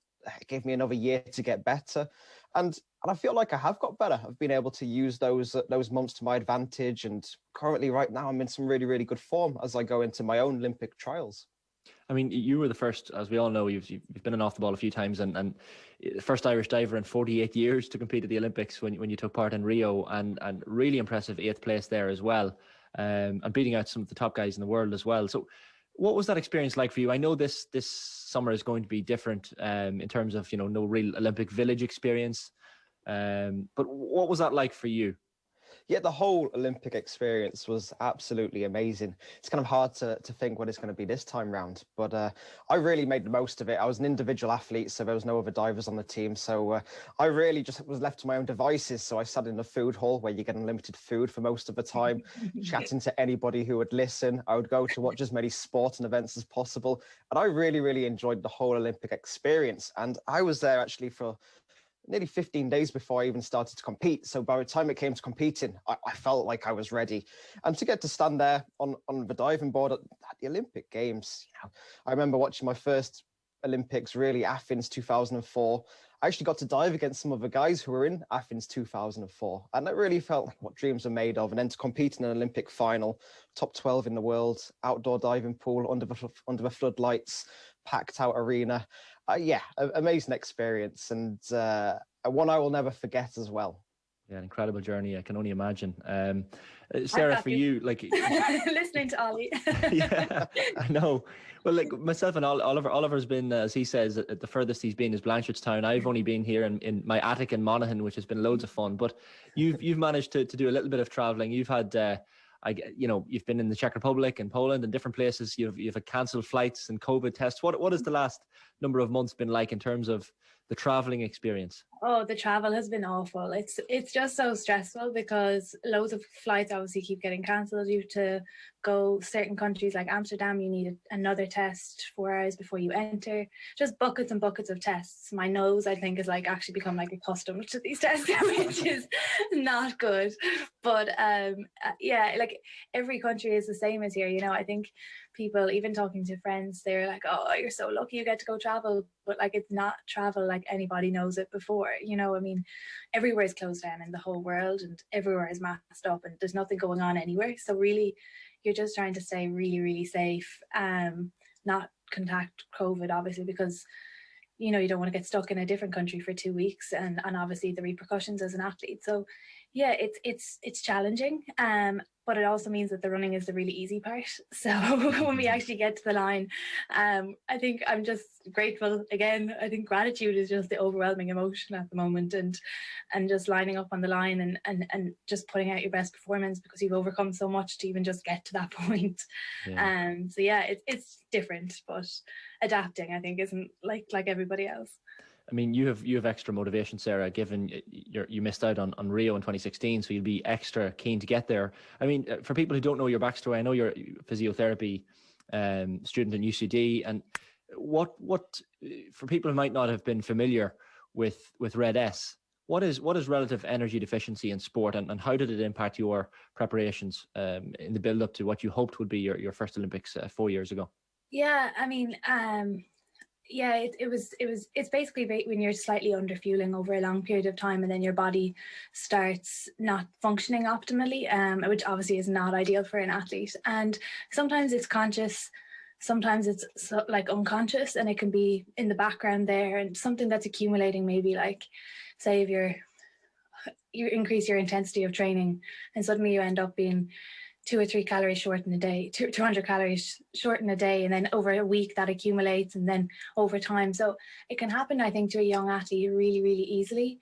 And it is an important message to get out there, but it's not also something that can be conscious. And I think that's really important to share, because I think it will reach a lot more people, that sometimes it's actually unconsciously someone's doing it, and it happens that then there's a dip in performance or a delay in the transition from junior to senior, and can happen to boys and girls. And I just think it was an important message to share.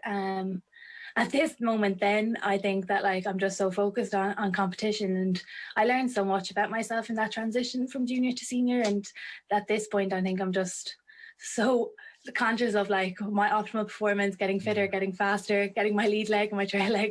They're the things that I'm so focused on at the moment. But I do agree that it is important to share and to create, I suppose, the awareness for other people out there. That's a really interesting point to touch on, the importance of sharing these things, because I know we had Annalise Murphy on Off the Ball back in, I think it was in January of this year, and she spoke about, as a 19-year-old having these diet competitions, being told that she wasn't the right weight maybe for the boat, and her coach having to putting her on diet competitions, which just sounds crazy and dangerous now looking back. And then you've the Paralympic swimmer Ellen Keane tweeting this week as well about, she tweeted and she said, I just had a lovely conversation with my male physio about periods, which is completely normal, because periods are completely normal. Do you think athletes are getting, which is great to see, and yourself included, far more open about talking about these things, which is so important? Yeah, you see, I think women in sport is actually still relatively quite new. My grandmother, which isn't only 2 generations ago, probably would have been, it would have probably been frowned upon when women were leaving the house to go out and play sports. So everything is still so new.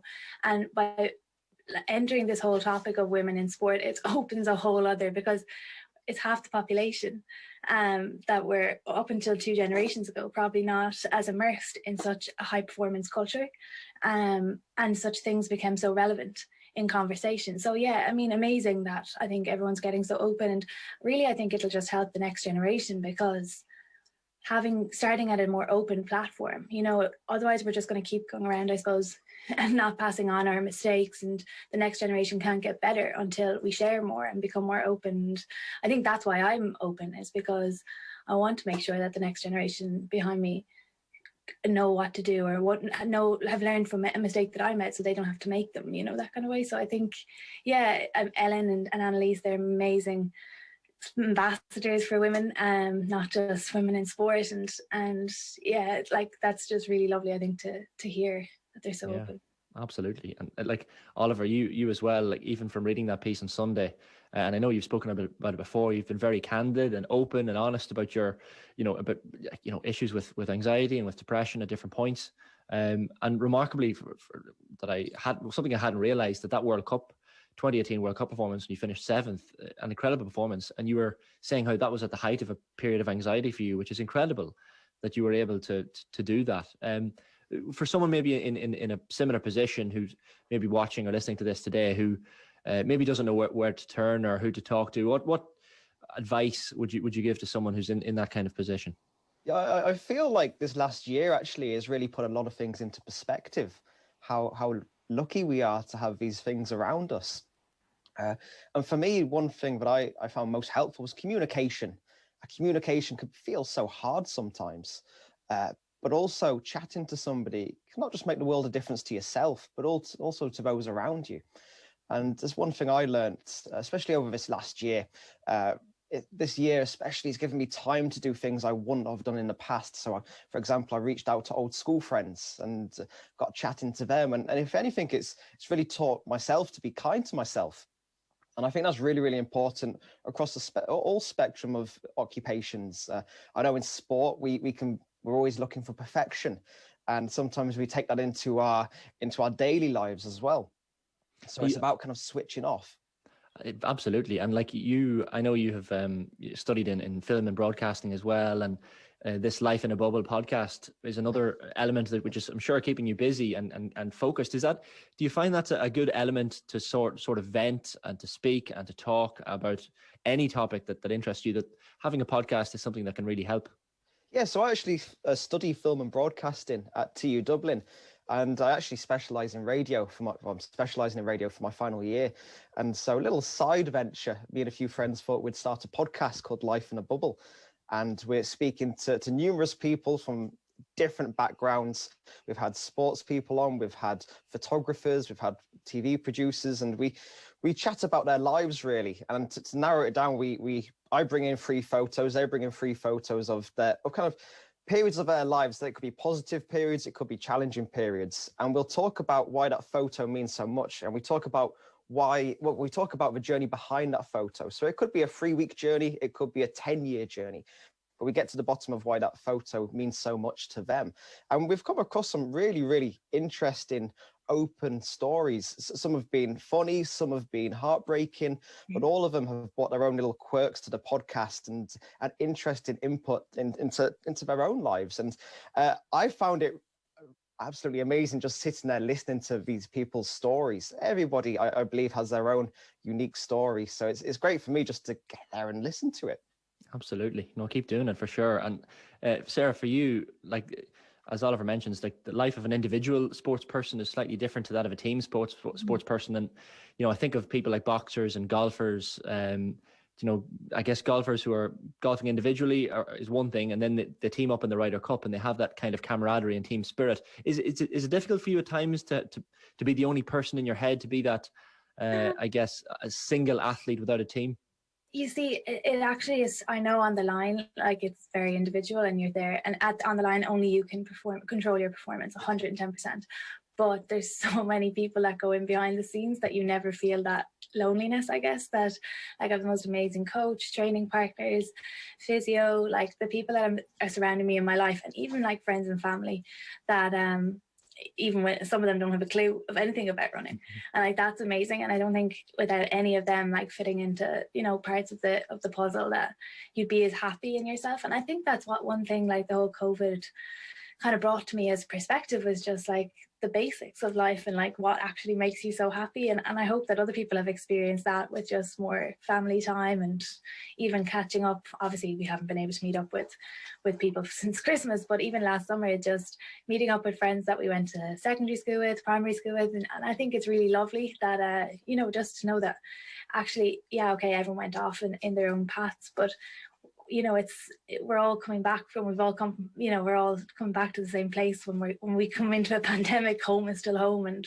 I think that's what's been really refreshing, I think, about the last few months. Yeah. So people, I think, like, again, sorry, just totally off, like hijacked your question there, but definitely as much as I'm in a single lane and no one else can run there and jump over the barriers, there is such a team behind me. So, and of course then we've got the relay as well, the relay element. So we do kind of got that Ryder Cup with a lot less media attention, but still. Which is a good thing usually, which is a good thing. Exactly.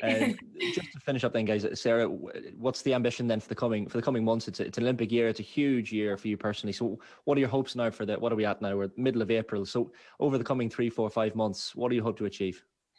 Well, obviously I want to be on the plane first and foremost. I'm just in by the skin of my teeth at the moment in the qualification. It's top 40 in the world, so obviously I want to push that up. They've got a good few races coming up kind of end of May and a lot of June. So yeah, hopefully they'll all go well. Obviously you want to be in the shape of your life and outperform yourself, and that's what my goal is. Yeah. And Oliver, for yourself, it was 8th in Tokyo or in Rio. So what's the ambition for Tokyo? Yeah, first and foremost, I need to qualify first, and I leave my qualifying event at the end of this month. One chance to qualify. There'll be about 70 divers in my event, and top 18 get a spot at the Olympics. So in effect, that's actually more stressful than the Olympic Games themselves. And hopefully, if I qualify, when I qualify, to go further than last time. So 8th last time at the Olympics. I would love to, enjoy the experience. And I mean, it's been such a stretched out couple of years, not knowing what's going on, but to finally make it over there and to be at the Olympic Games, and then just to do a real good performance that I could be proud of. And, a PB is what we're always looking for. And a PB for me would definitely get me higher than 8th place.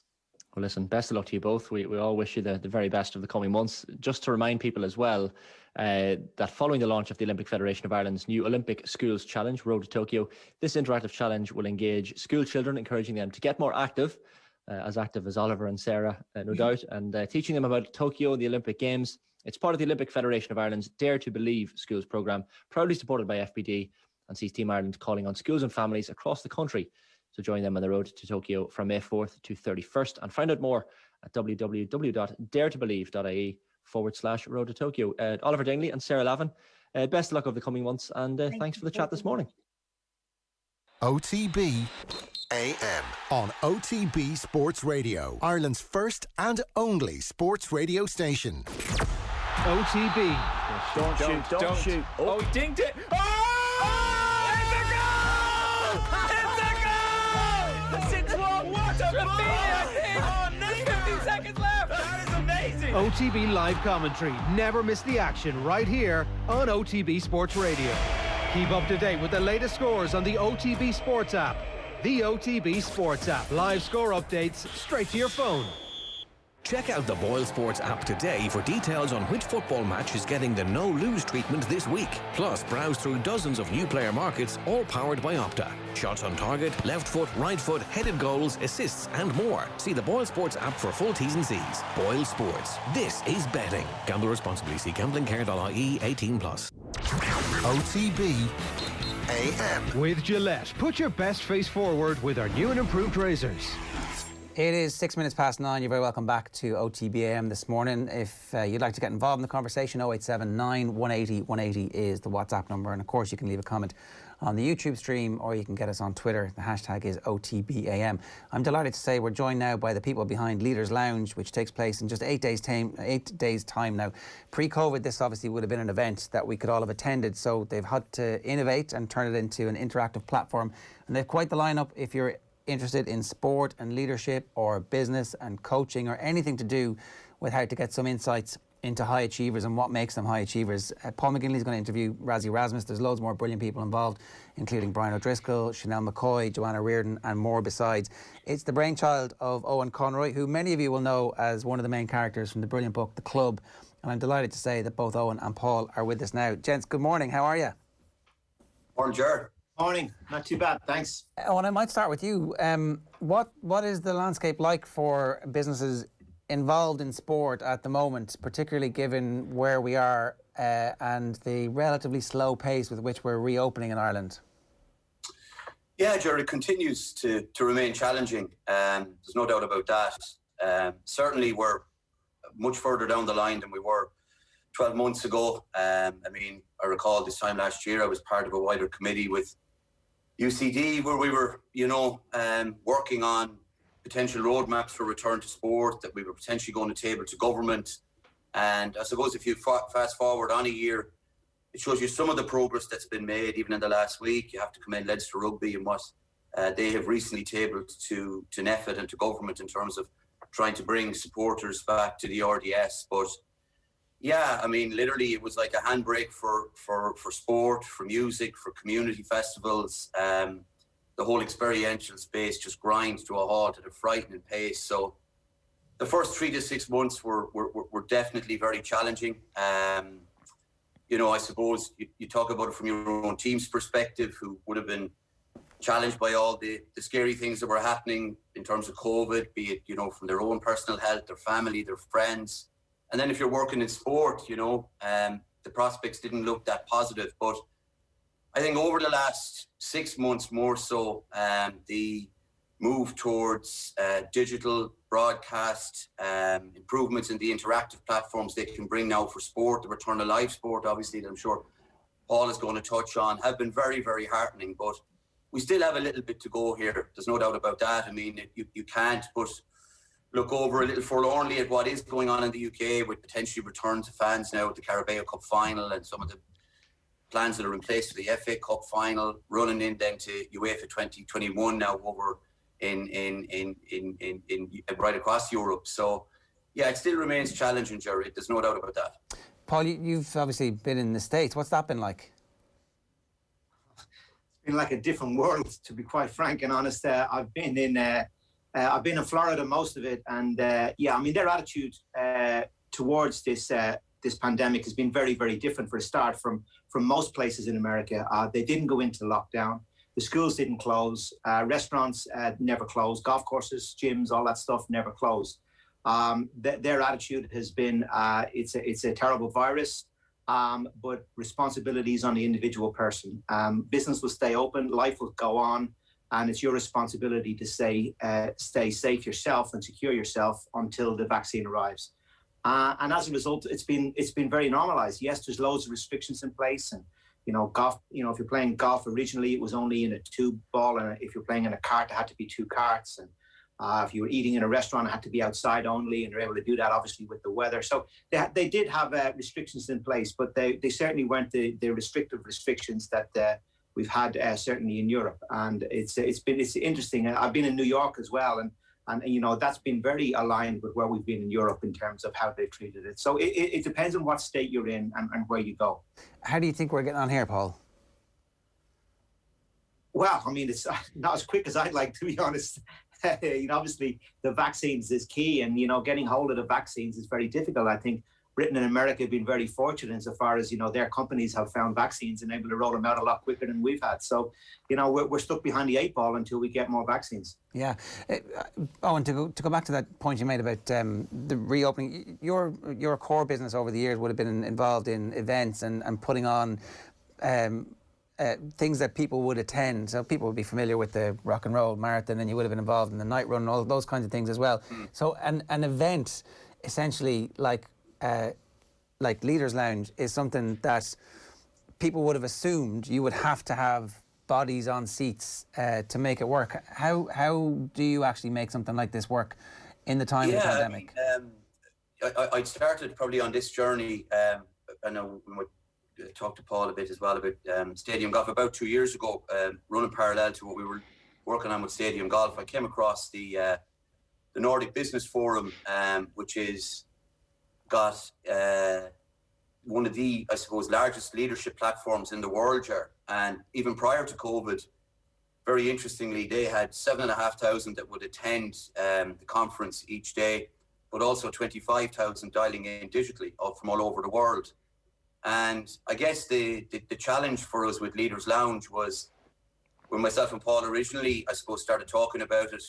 It was in January, February. We'd spent some time at the World Golf Show in Florida in relation to stadium golf. And I suppose, not knowing maybe the trajectory that COVID was on, we had looked towards September 2020 in the Bord Gáis Theatre. And that obviously was going to seat, close to 1,500, 2,000. And we had considered what we might do digitally. So then when COVID obviously hit at such a ferocious pace, we were challenged to see, could it still be an exceptional experience? And we were actually doing a recce for a client in the RDS, and I came across the TV studios that Kieran Moan and his team there had in CT, and they were absolutely phenomenal. And we thought, Paul happened to be over to on family business, and we went to the RDS it was late June, early July, Paul, and we thought, you know what, we still could do something pretty special here, and that's where we started from. And last November the 3rd, we had 1,400 dial in from 12 countries all over the world. Obviously, Paul was on board along with Jim Gavin, Lisa Fallon, Fiona Coughlin, and Stuart Lancaster. So that was very encouraging, and certainly the feedback and the energy we got from clients post the event as well, because we're on a journey with it as well, Jeremy. Leaders 3 now, we're looking towards week 3 in September, and we haven't started looking in terms of the talent side of things. Myself and Paul are going to regroup on that in the next number of days. But yeah, we're delighted with how it's gone, and certainly I suppose the challenges that Paul would have laid out to me was, you know, production values. I mean, you look now at whether it's The Last Dance on Netflix or Drive to Survive or programming in general, because essentially it's a pay-per-view TV production. So yeah, so far so good, and you know, thanks to Paul certainly in terms of that. Why do you, or when rather, Paul, did you get first fascinated by the whole concept of leadership? Did this happen before the Ryder Cup, or was the Ryder Cup an accelerant for that? Was that something that, you know, in your 20s you were already kind of thinking, actually, you know what, I need to be able to find an edge in my golf game and in my business life, otherwise I'm just going to be another tour pro? Yeah, I think a lot of it was, that is part of it for sure. You know, I might not have the talent that other players have had, and as a result, you have to duck and dive a lot to survive. And I felt I did that in my career, and certainly, you know, in the 3 Ryder Cups that I played, you know, I was not one of the top players on the team. You know, you know, I played big roles in the team, but I wasn't the guy like, you know, a Darren Clark or a Lee Westwood who's going to be playing 5 matches, or a Colin Montgomery or even a Harrington playing 5 matches out of 5. You know, I was going to be playing 3 out of 5 and that kind of supportive role, but it was still an important role. And as a result, when you're that kind of style of player, I believe, whether it be in soccer, whether it be in Gaelic, I mean, just look at guys like Jim Gavin, Jim McGuinness, you know, for example, without being disrespectful to them, they were kind of those kind of players. You know, they weren't the Michael Murphys or the Brian Mullins of their generations. And I think when you're that style of player, you learn how to duck and dive. You look at things from a different perspective. You're not blessed with a huge amount of talent in a definite starting spot that others might do. And you look at the game in a different way. You become a little bit more tactical in your approach. You become a little bit more strategic in your approach. And as a result, you kind of evolve into this person who studies the game a bit more, because as you say, you're looking for that edge. And I think that's where I was. I've always had a natural affinity with leadership, not just in golf, but in all sport. I'm a huge lover of the GAA, a huge lover of soccer, rugby, you know, and all of those sports. And I'd always look at a game then. I started to watch games tactically and strategically and love the analysis, the halftime and after the game and before it. And kind of that's kind of the world that I moved into then, as I moved into my different captaincy roles, culminating in the Ryder Cup. So yeah, it's been a journey for me. I've always been interested. I've always been fascinated in it. And I thought, you know, the way the world is going at the moment, and so many things have been done virtually. And, you know, The Last Dance, as Eoin said there, is a great example. And, you know, entertainment meets learning. And that's kind of what we wanted to do with this. And we wanted to make it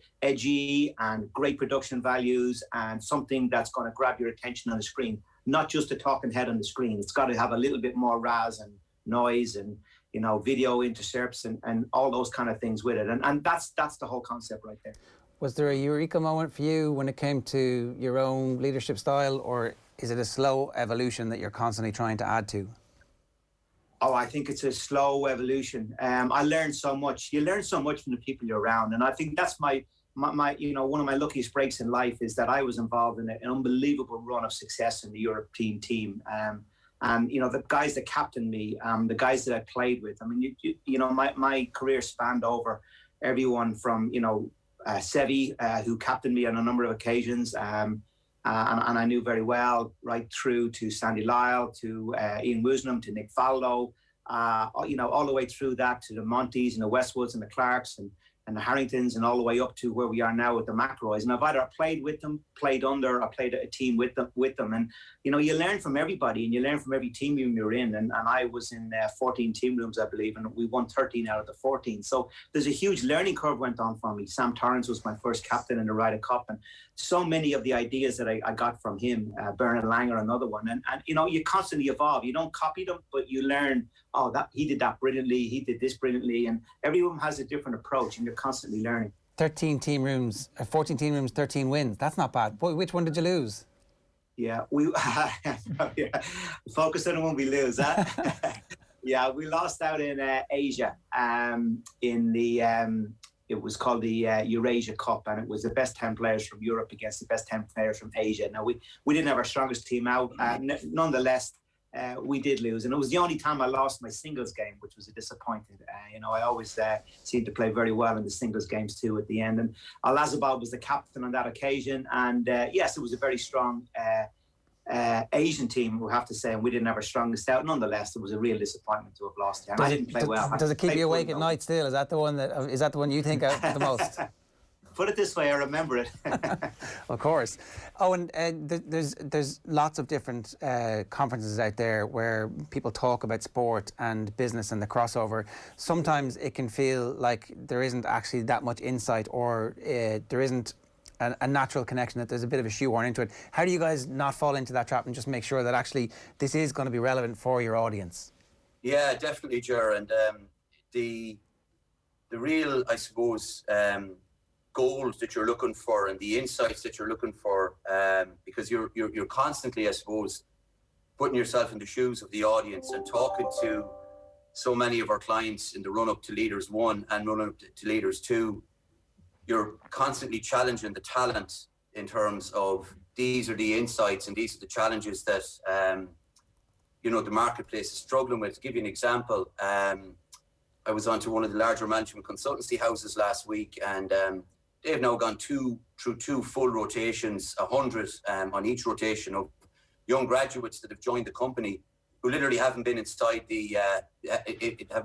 head office. Everything has been done digitally and remotely, and their leaders and their managers are struggling to make those connections with that talent in a remote environment. And also as well, in those digital and virtual environments like this, they're not getting a whole lot maybe back at times from their team, from their staff. They're not really sure where they're at. And we've challenged, we'll say, for example, Brian and Joanne, not to give too much away, because this is the kind of work that we go through with our team on the pre-production meetings. I mean, the first segment of Leaders next Thursday is all going to be around inspirational leadership and finding your voice as a leader, especially for younger members of staff, like I just touched on there. And not to give everything away that Brian and Joanne are going to talk about, but there's a big contrast between the two guys in terms of how they found their voices as leaders.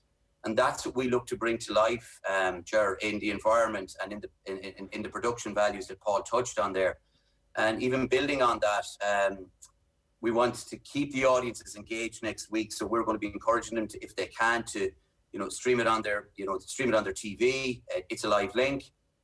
We also have a digital booklet that we will be giving to all our attendees next week as well. Because as Paul will tell you too, it's not about us providing these inspirational moments and then people revert to type 2-3 days later. What we're actually trying to do here is bring about real sustained change, and that's why I suppose the insights being captured and given to our audience afterwards allows them to build on them and try to bring those changes in behaviour in the workplace. Because even talking to a number of our partners too, Ger, there's another 6 to 9 months in this for them. You're probably not looking in an Irish environment, certainly from people being back in larger numbers till next September, October, or even January of next year. So that's where we try to go.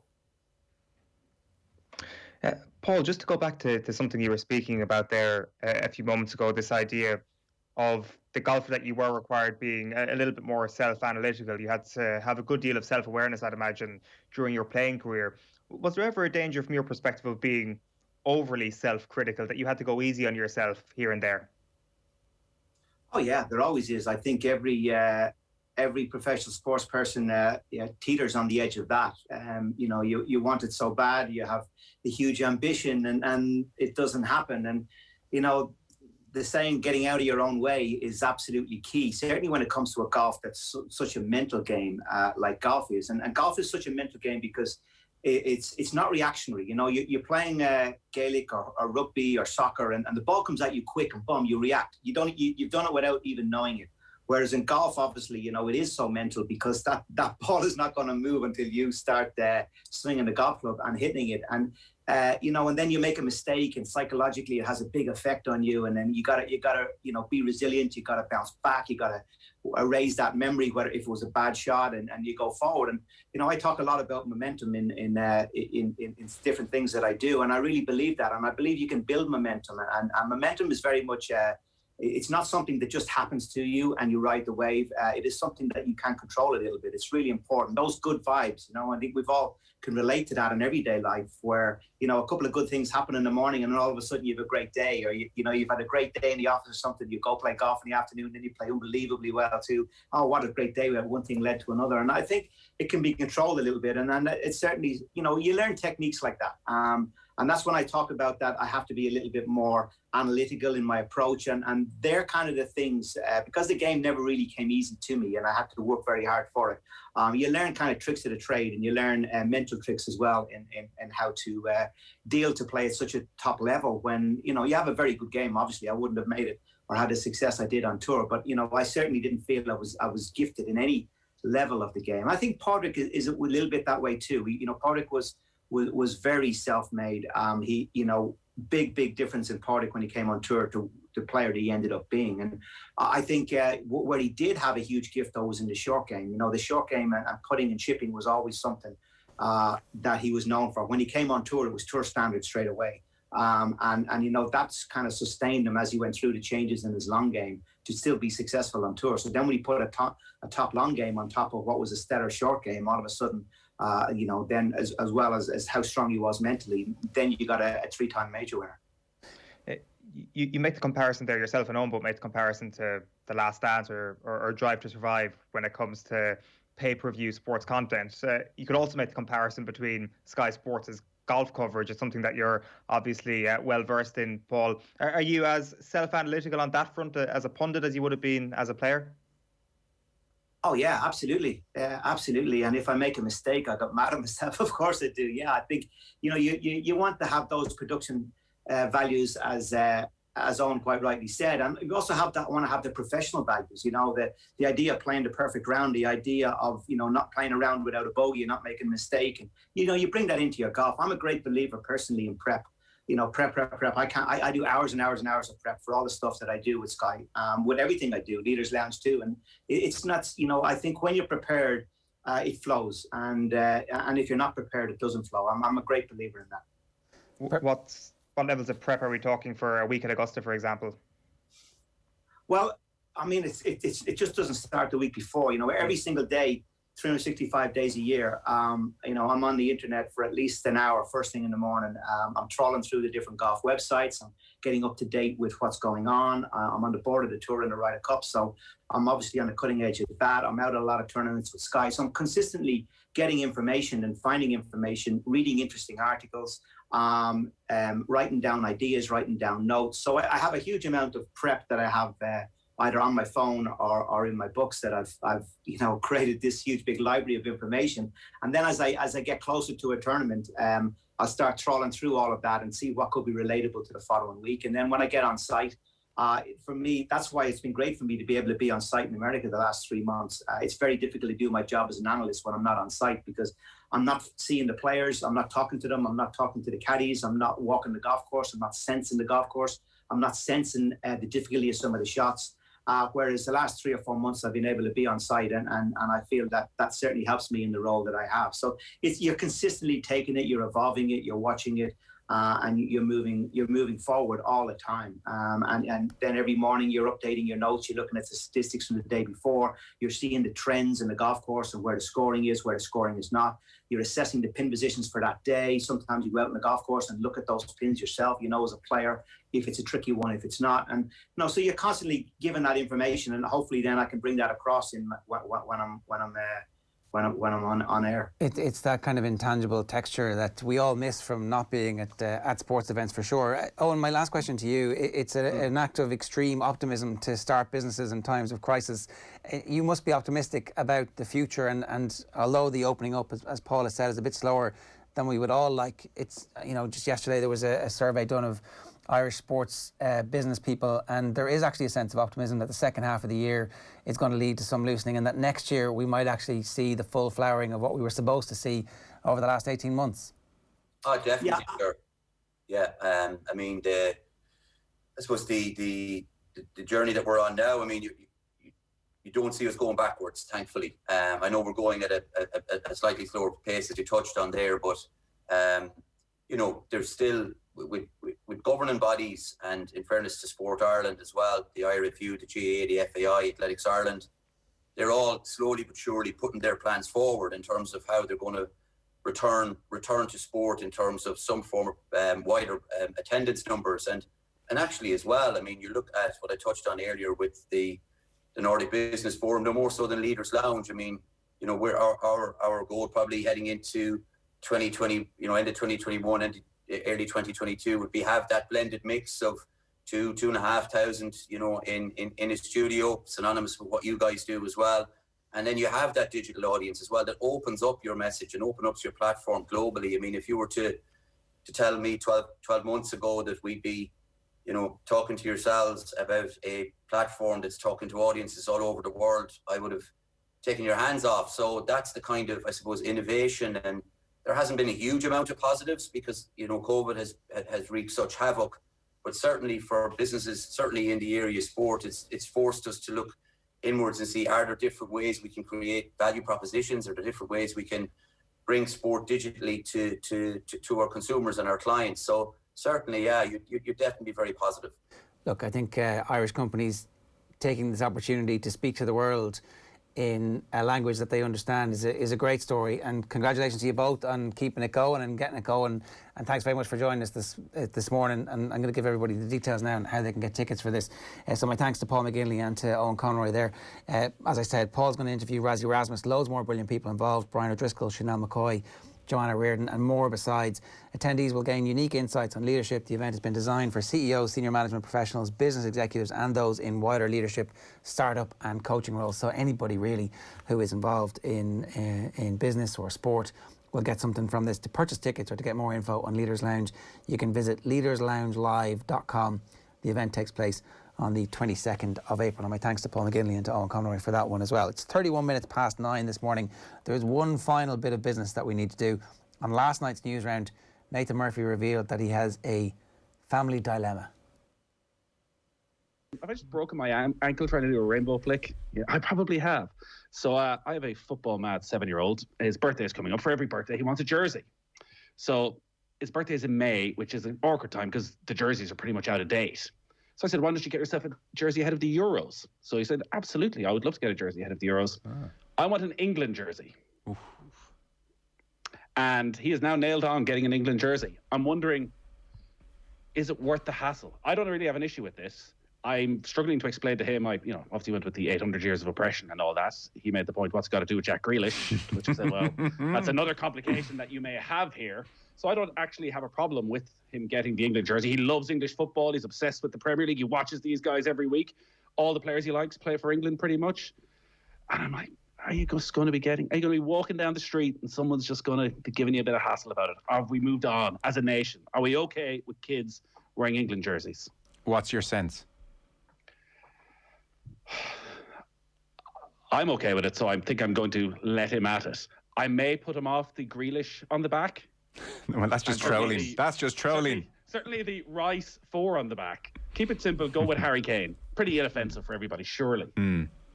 I think it's fine. I think in our generation it would have been big trouble. Yeah, I think if you were wandering down for a kick around the park, you'd be getting kicked a lot. Yeah. But surely in this day and age, we've moved on. Have we? I mean, I would say that it's less chance of being a... anyway, what do you think, Eoin? If the kid wants the jersey, it's going to be hard to try and avoid buying him the jersey. And because what that will come with then is an element of my dad would let me wear an England jersey, and that will be something that he carries with him for the rest of his life. And maybe buying the England jersey now will save a lot of long-term pain. That's my agony aunt response and advice to Nathan. Just buy the thing, I think. I'm pretty sure that Nathan had the same dilemma about getting his kid a Dublin jersey. Obviously, as the son of a Mayo man, he was like disgusted by that. So the Dublin jersey and the England jersey together at last, isn't that? That Dublin jersey is way worse. That's what the football fans from most of the other counties in Ireland are thinking. So the audience was apparently 99% against Nathan getting his son an England jersey for his birthday in May. Get him the away jersey. The hipsters will love it and the tribalists won't recognise it, says Bill in Lucan. Does he have an Ireland jersey already? No problem with him wearing an England jersey, but he must own an Ireland jersey and know that's number one. Isn't it sad that there's hardly an Irish player that a young kid now wants on their jersey? We've got some good young defenders coming up. If they can just wait 4 or 5 years for them to reach their peak in the Premier League. Frank says, I saw a lad wearing a German jersey on the North Strand once. I took no offence. Buy your boy the England jersey. Very specifically, I think, didn't the Germans accidentally bomb the North Strand, mistaking the lights for Liverpool? Is that where they bombed in the Second World War? Was so quite the coincidence that this guy happened to be wearing it on the North Strand. Nathan should have the lad's name changed to Sue, then ask him in a few weeks' time if he wants an England jersey because the treatment will be the same, says John in Dublin, who obviously is a Johnny Cash fan. Ray in West Meath says, when I was little, I hated how the Germans always lost in all the war films, so I asked my dad to get me a stormtrooper's uniform, replete with plastic helmet. I even got black leather gloves. Despite photographic evidence, I haven't lived a life of shame, but I draw the line at an England jersey. That's just abuse. And why doesn't he go the whole hog and get his son a Lance Armstrong Discovery Channel cycling jersey as well? I mean, those jerseys were nice. Those Discovery jerseys. There's like a certain kind of ironic hipsterism to wearing a Discovery jersey, especially one of the yellow ones or the Livestrong armband. You can, like, it's a talking point. I don't know, I think there's been, unfortunately, a massive, ridiculous surge in nationalism, and I don't think that at the moment the island is ready for Irish kids to be wandering around. They should be. We shouldn't really care. It's just a jersey. It doesn't really signify anything. It doesn't make the kid any less Irish, I would say. You should be able to wear these jerseys, but I'm just not sure we are at the moment. And I don't know what is the right thing to do to be the experiment and to be the guinea pig, or is the right thing to do to accept the reality of the situation? It might be to be the guinea pig. That might be the thing maybe that's how you be a leader in this scenario, is it? Yeah, I think the Murphy households don't seem to have an issue with being trailblazers in anything. So Nathan can pass it on to his kid. It's okay to step out from the crowd a little once in a while. A pink shirt to work like Homer Simpson. OTB AM is live in association with Gillette. That worked out okay for Homer. Good morning start with Gillette, giving you the confidence to tackle the day ahead. We'll have reaction to tonight's Champions League. We're going to talk rugby with Louise Galvin on tomorrow's show ahead of Ireland against France. Mark Lawrenson will join us to talk Liverpool, and there is much more as well. Let's bring you Thomas Barr in conversation with Joe Malloy. Enjoy.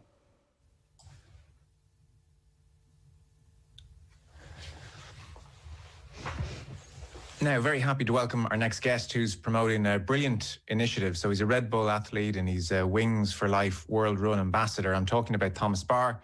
So basically, runners from beginner to elite are being encouraged to sign up to the 2021 app run event via the app or at wingsforlifeworldrun.com. So essentially, 100% of the €20 entry fee going straight to spinal cord research. This year's event takes place on Sunday, the 9th of May. Participants worldwide, all starts at 12 p.m. Irish time. Thomas Barr, you're very welcome. How you doing? Thank you very much. Yeah, very good, very good. It's sunny outside, so it's hard to be in a bad form when we get that rare bit of sunshine. I'm sure. You're down in Limerick, as I understand it. Am I right in saying you're renovating a 1950s cottage over the last while? Is that what's going on in your world? You are absolutely correct. You've been doing your research. Yeah, I am indeed. It's been my distraction for my lockdown project, if you like, as well as training away full time. Good man. How's it going? Are you handy? I like to think so. Anyway, like my dad has always been massive into DIY. Been very hands-on with any DIY projects. So I'm kind of trying to follow in his footsteps, learn from him, and learning a bit from the internet as I go. So yeah, it's a nice distraction. It is a very nice distraction, in fairness. YouTube's a saviour at these moments. Yeah, I have a YouTube degree in a lot of different things at the moment, but they don't count for much, unfortunately. Why Limerick? Why is that where you've settled down? I came to college here initially in 2010, and I've kind of stayed here ever since. I joined the training group with my coaches, Haley and Drew. Athletics was kind of on the back burner then. Really, it wasn't something I ever saw really going anywhere. It was more of a hobby and a pastime than a career choice. But once I joined Haley and Drew's group, I really was. They kind of brought me on to world class level over my first couple of years, and that's why I've kind of set up camp here for the foreseeable, because it's where I'm based for work, essentially, for training. Yeah. What age did you cross that line from promising or good or better than average to world class? Probably when I was about 18, 19 was, okay. So I was a decent athlete at I'd say an underage level nationally. Like decent, decent mean you're winning national titles or not even that decent? Oh. No, not that close, not that close. Like I was probably 4 or 5 seconds behind. There was an athlete, Patrick Marr at the time, he was kind of leading the charge in my event. And I was about 4 or 5 seconds behind him. So while he was crossing the finish line, usually I was crossing over the last hurdle. So 4 or 5 seconds is an ocean at 400 metres, isn't it? Massive, yeah. You're looking at 40, 50 metres. So that was kind of where I was at when I moved to the group in Limerick. And then, I trained away. I wasn't really sure was athletics going to be for me. I contemplated giving up the sport, but my parents were kind of very encouraging. They said, look, give it a go for a year under your new coaches. Like Jessie, my sister, had moved to Haley and Drew and she really flourished under them. And they said, give it a go. You saw what I did for Jessie. So I did. And that year I shaved 6 seconds off my personal best in the hurdles and made it to my first European Junior Championships and ended up finishing 6th. So that was really my turning point when I was about 18, 19 and moved up the ranks then year on year to all the way up to Olympic level. That's some jump. You mustn't have been training brilliantly as a 17-year-old, if you don't mind me saying. Yeah, I think I was training hard, but just training ineffectively, if you like. I'll bet. Like the hurdle is a very, very technical event, so to get everything right is tough. But that was what I was lacking, I suppose. I wanted to ask you about that actually. So the hurdles, technique versus speed. I presume it doesn't naturally follow that the fastest guy on the track will then win over hurdles by any means. There is a good correlation to being fast on the track and also being fast over the hurdles, but that's provided you have an efficient or a good hurdling technique. If you're a fast 400-meter hurdler, you're probably going to be fast on the flat. But if you're a fast 400-meter runner with no hurdling technique or rhythm, you're not going to be fast over 400-meter hurdles. So it's a highly, highly technical event because if you aren't able to slot those hurdles in to a decent stride pattern, so say for me, I run 13 strides to hurdle 6 or 7, then 14 strides home because that's where it comes naturally to me. If I have to stutter at all or reach for a hurdle, you're losing speed immediately, and you can lose quite a lot on one hurdle gap. You can really win or lose a race on one hurdle, which is why I love the sport, because there's so many technical aspects as well as just being fast or having good speed endurance or being strong. The technical side of things is where you can really make or break a race. And while there's a lot of areas to lose speed, there's also a lot of areas to gain, which is probably why I've kind of come up the ranks. Because while I might not be the fastest on the flat, I'm technically quite a good hurdler. So that's what's really brought me on, and that's what Haley has really brought on in me. Yeah. Right. That explains maybe the leap, and no pun intended, from when you were trying on your own and then working with them technically. So in terms of precision, I presume it is quite precise. Like you wouldn't wake up on a different side of the bed of a morning and suddenly be taking an extra stride or two. That would be very, very unusual. What is the gaps would be never that big, or could you? Well, like initially, I probably did 15 strides, and then I did 14. I tried with 14 strides, but as soon as you're doing 14 strides, you have to take a hurdle alternatively on your left leg, right leg, left leg, right leg, left leg, right leg.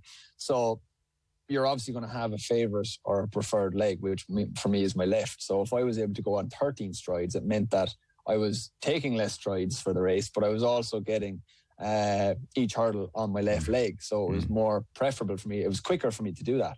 And there's even one of the guys, Jack Mitchell, who I'm training with now, has made the move from 15 strides down to 14 strides, and it looks so much better and more efficient.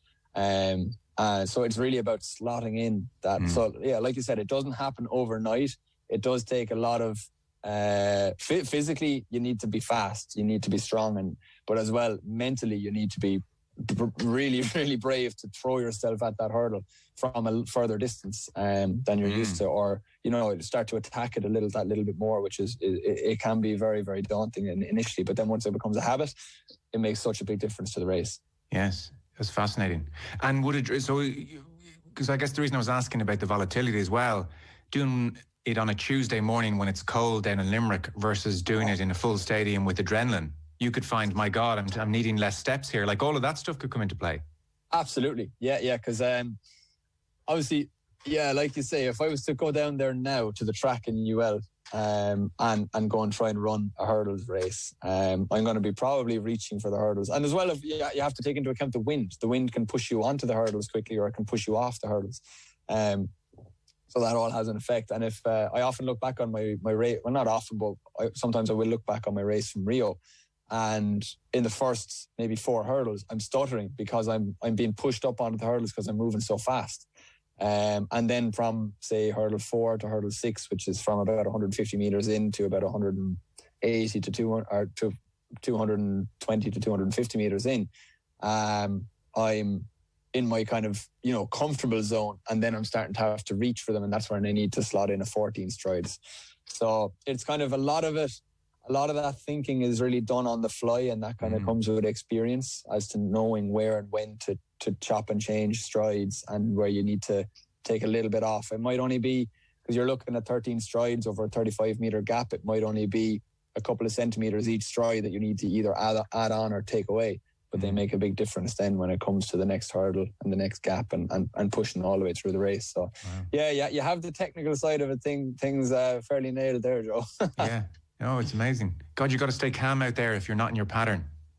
Absolutely. Yeah. It's very much so.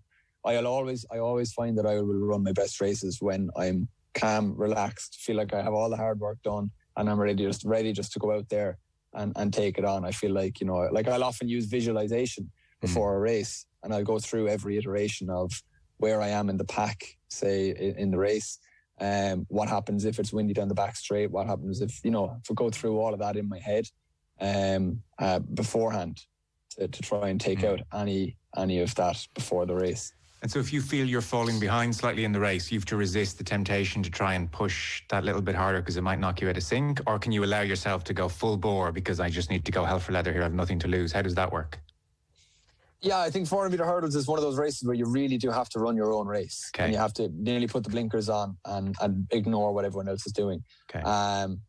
It can help to have other athletes in the race to give you a gauge of how fast you're going compared to them, and it can give you an idea of, do you need to kick on a little bit, because it can be very difficult to pace a race sometimes, not knowing what shape you're in or where you're at, and it can be difficult to judge that. So it's nice to have that, but you really do have to resist that temptation to tighten up, knuckle down, and try and put in a lot of effort, because as soon as you do that, you're going to become quite inefficient, and you're just wasting energy. So it's a lot of the time with 400 hurdles, it's about putting the blinkers on and focusing on what you're doing yourself, really. Right, man. 400 meters, it's the worst distance. It's just so painful. It's so You're painful. telling me. Oh my God, why? What kind of sadistic quality do you have? I mean, you're sprinting, but you're not sprinting. It never ends. The lactic acid, because it's not possible. It's not possible for the human body to run at the pace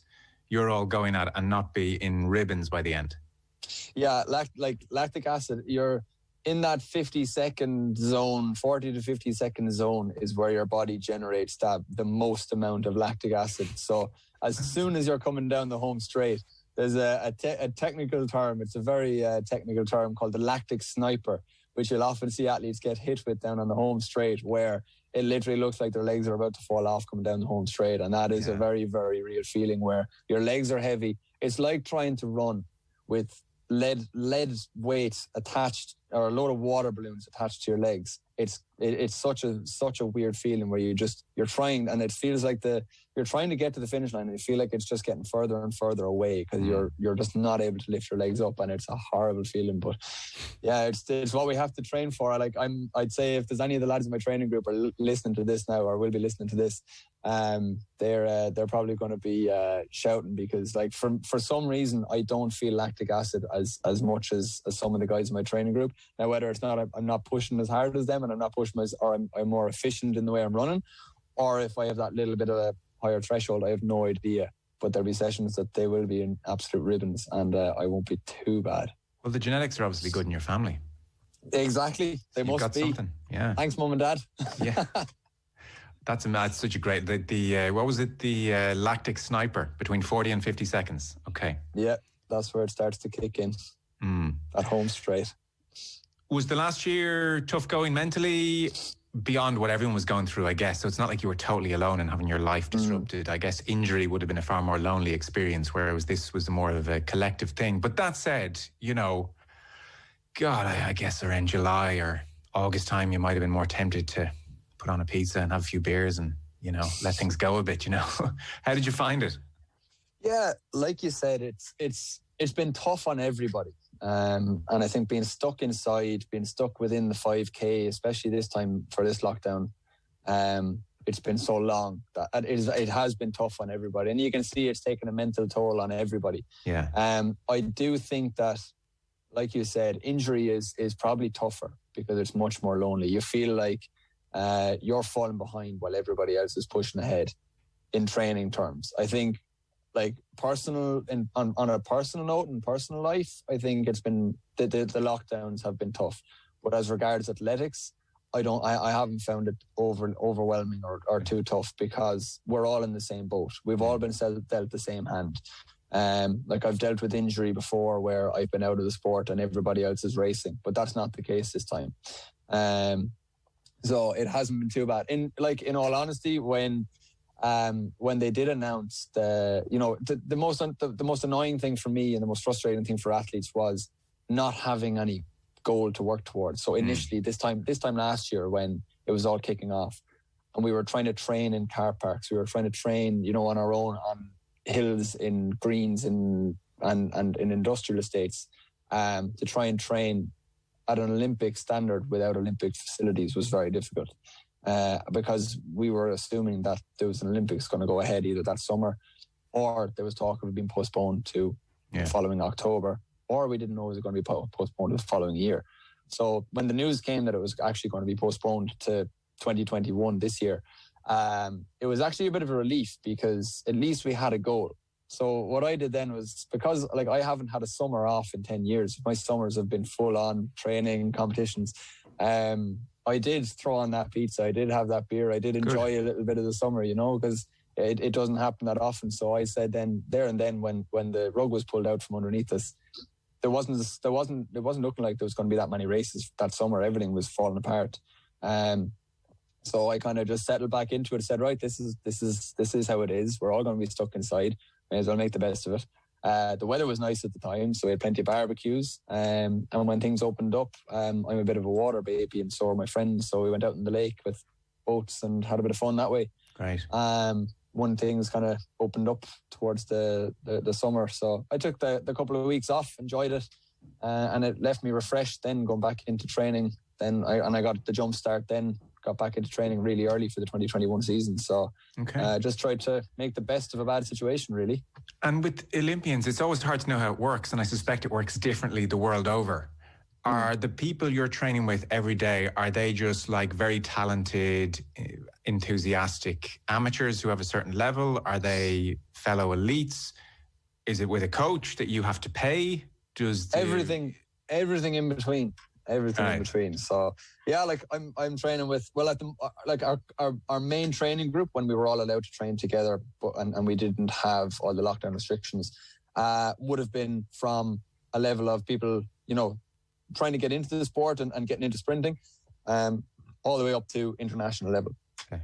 At the moment now, because we've had to break up into pods, we've all been broken up as per our kind of training level, really. And I'm now training with, there's a couple of guys who are doing quite well nationally. So I'm training with those like Colin Crosby and Jack Mitchell now. They're very good training partners of mine who are doing quite well.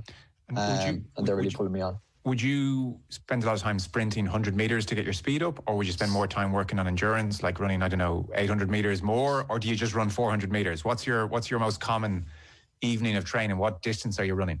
So we kind of work in every in both the endurance and the speed side of things. So for endurance wise, we're actually kind of at this time of year now coming towards more of the speed side of things.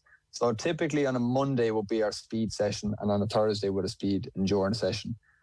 We do hill training on a Saturday, technical session on a Wednesday. They'd be our main kind of running sessions. So the Monday session typically would be shorter, faster, longer recoveries.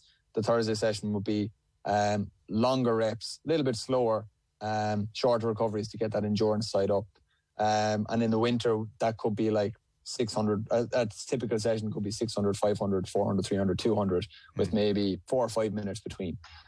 Now it's coming to much more faster stuff. So it's still on the endurance side of things, but it might be a couple of 300s with longer recoveries. Okay. So you're really pushing out that speed endurance, or it could be what we would call a split 500 or a split 400, where it would be, if it was a split 500, it could be 250 with 30 or 40 seconds between them. Right.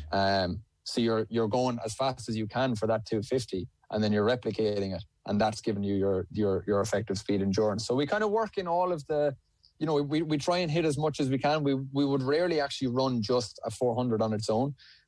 We'd usually run either on the other side of things, where we're running that little bit longer, or we'd run that little bit shorter, but faster. Yes. I think it's the mental side of things. If you were to run an all-out 400 and it wasn't that great at training, to be going in with that mentality then into a competition block, thinking, I'm not doing so well, isn't that good. Whereas it's easier to mentally get prepped for a 300 or something. That makes sense. Actually, brief tangent for radio listeners. This is obviously on our social channels as well. Over Thomas's shoulder, he's got a shoe collection that Carrie Bradshaw would envy.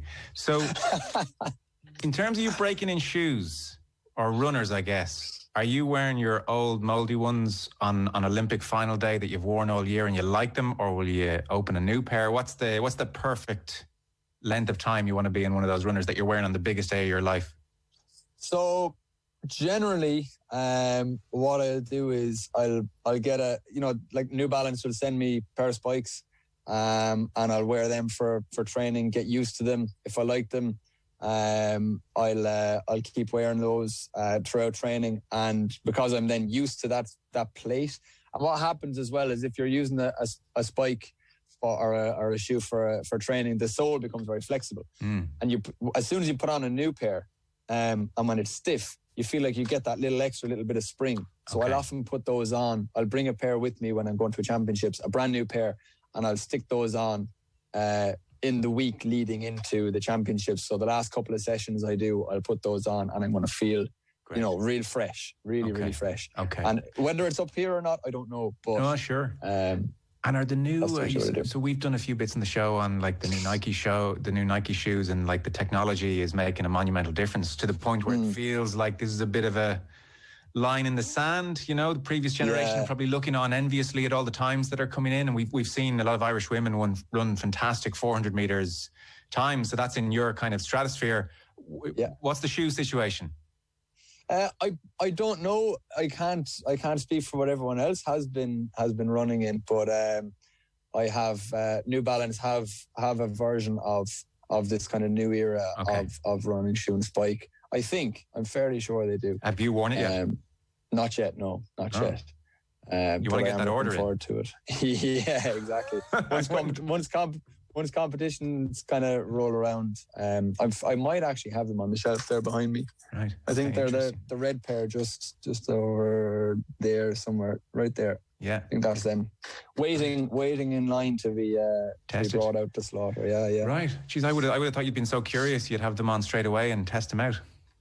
I suppose I'm kind of waiting. I don't want to use them when I'm not maybe in peak kind of speed. Like at the moment we're coming into a speed block.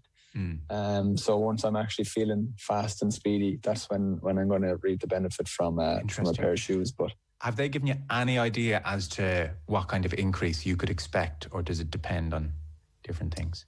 I'm not sure. I haven't seen the literature on it as such. Right, okay. Yeah. So look, you get plagued with this question now, in that the fastest, you are that rare breed that every other athlete would swap with, in that you ran your very best time in an Olympic final. This is this is like the dream. 47.97 seconds in an Olympic final. You finish fourth. You are within a hair's breadth of an Olympic medal. Have you accommodated that? Is that a source of disappointment or just great pride now? Or do you think about that bronze from time to time? Where are you on that 4 and a bit years later? You know what? It's funny. We were only watching a film. I can't remember what the name of the film was. It was about an American or Canadian. Was it an ice skater? No, a downhill skier, and she was. She Molly's then went Game. off into Molly's Game. Yes, that's the very one. Are you going to Watched it the open other day. a card game? Is that that's where this goes? No, I'm not going to get involved in illegal gambling. Okay. But what it started in the credits was they say that one of the worst things that can happen to you as an athlete is to finish fourth in the Olympic Games. And I was like, I was kind of like, that's just completely not true. Completely not true. For me anyway, because I was the complete opposite. Like I suppose some people might look at it as if they were aiming for a medal and they fall just short in fourth place, they'd probably nearly be better off to have finished, way down the medals, knowing that they weren't that close. Whereas I couldn't have gotten much closer. I was 0.05 of a second, which is what, like that much. Like it was a photo finish, really. But I suppose where I was coming from, I was coming off the back of injury. It was my first Olympics. I didn't expect to get that close. But even if I was getting that close, fourth is certainly better than fifth, I would think. So I think outside the medals, fourth is surely the better place to finish because you're closer up there. Yeah, 100%.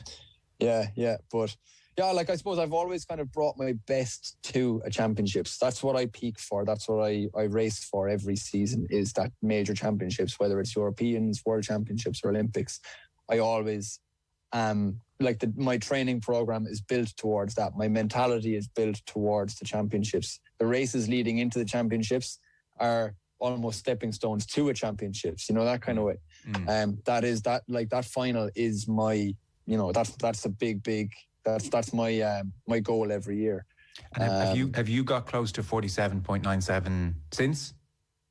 I've gotten down to low 48s. Yeah, okay. 48s. So I think in my final in Berlin, where I won the bronze in Europe in the Europeans, I was 48.3 or something like that, and that was my second or third fastest time of my life. And it was in a championships final. Interesting. So that's where a lot of my fastest times have come from a championships final. Do you think there'll be slower times without the massive crowds and all the adrenaline that go with it at this games? It's hard to know, because everybody, I suppose, is a little bit different in that some people might prefer not to have the crowds because there's that little bit less pressure. Whereas some people are going to thrive off of that. I like having a crowd. I like having that noise. It is going to be weird not having it. But I also get just as much of a buzz off of reading all the stuff on social media from home. And all the messages that come through to my phone. I get a massive buzz off of that, just to see the support, because, in Rio, because I wasn't expected to do well, I kind of came out of the woodwork. It was this big shock. So there was big screens being set up. People were, taking a break from work just to watch the race, which I thought was really, really cool. And I get a great buzz off of that. So as long as that goes ahead, I should be fine. Hey, listen, don't worry. There's not a bandwagon we will not jump on. I am welcoming everybody on the wagon. Jump aboard. Listen, good to check in. So is it full on now? Are you busy? Are there lots of race meetings and all that stuff? Or what's the schedule like between now and Olympic time? Yeah, it's going to be pretty busy now from about May onwards. I haven't had much confirmed races yet, but they will start coming in the next week or two. Obviously, with the way things are at the moment, everything is very fluid. But yeah, the schedule should be pretty busy between now and Olympics, with all things going right. Great. Well, listen, touch wood and all that. Very best of luck. Yeah. Let's check in at some stage before the games, and hopefully after, when you've got something around your neck as well. Maybe, who knows? Thomas Barr, thanks so much, man. Good to talk to you. Thanks a million, Joe. Appreciate it. OTB AM. With Gillette, put your best face forward with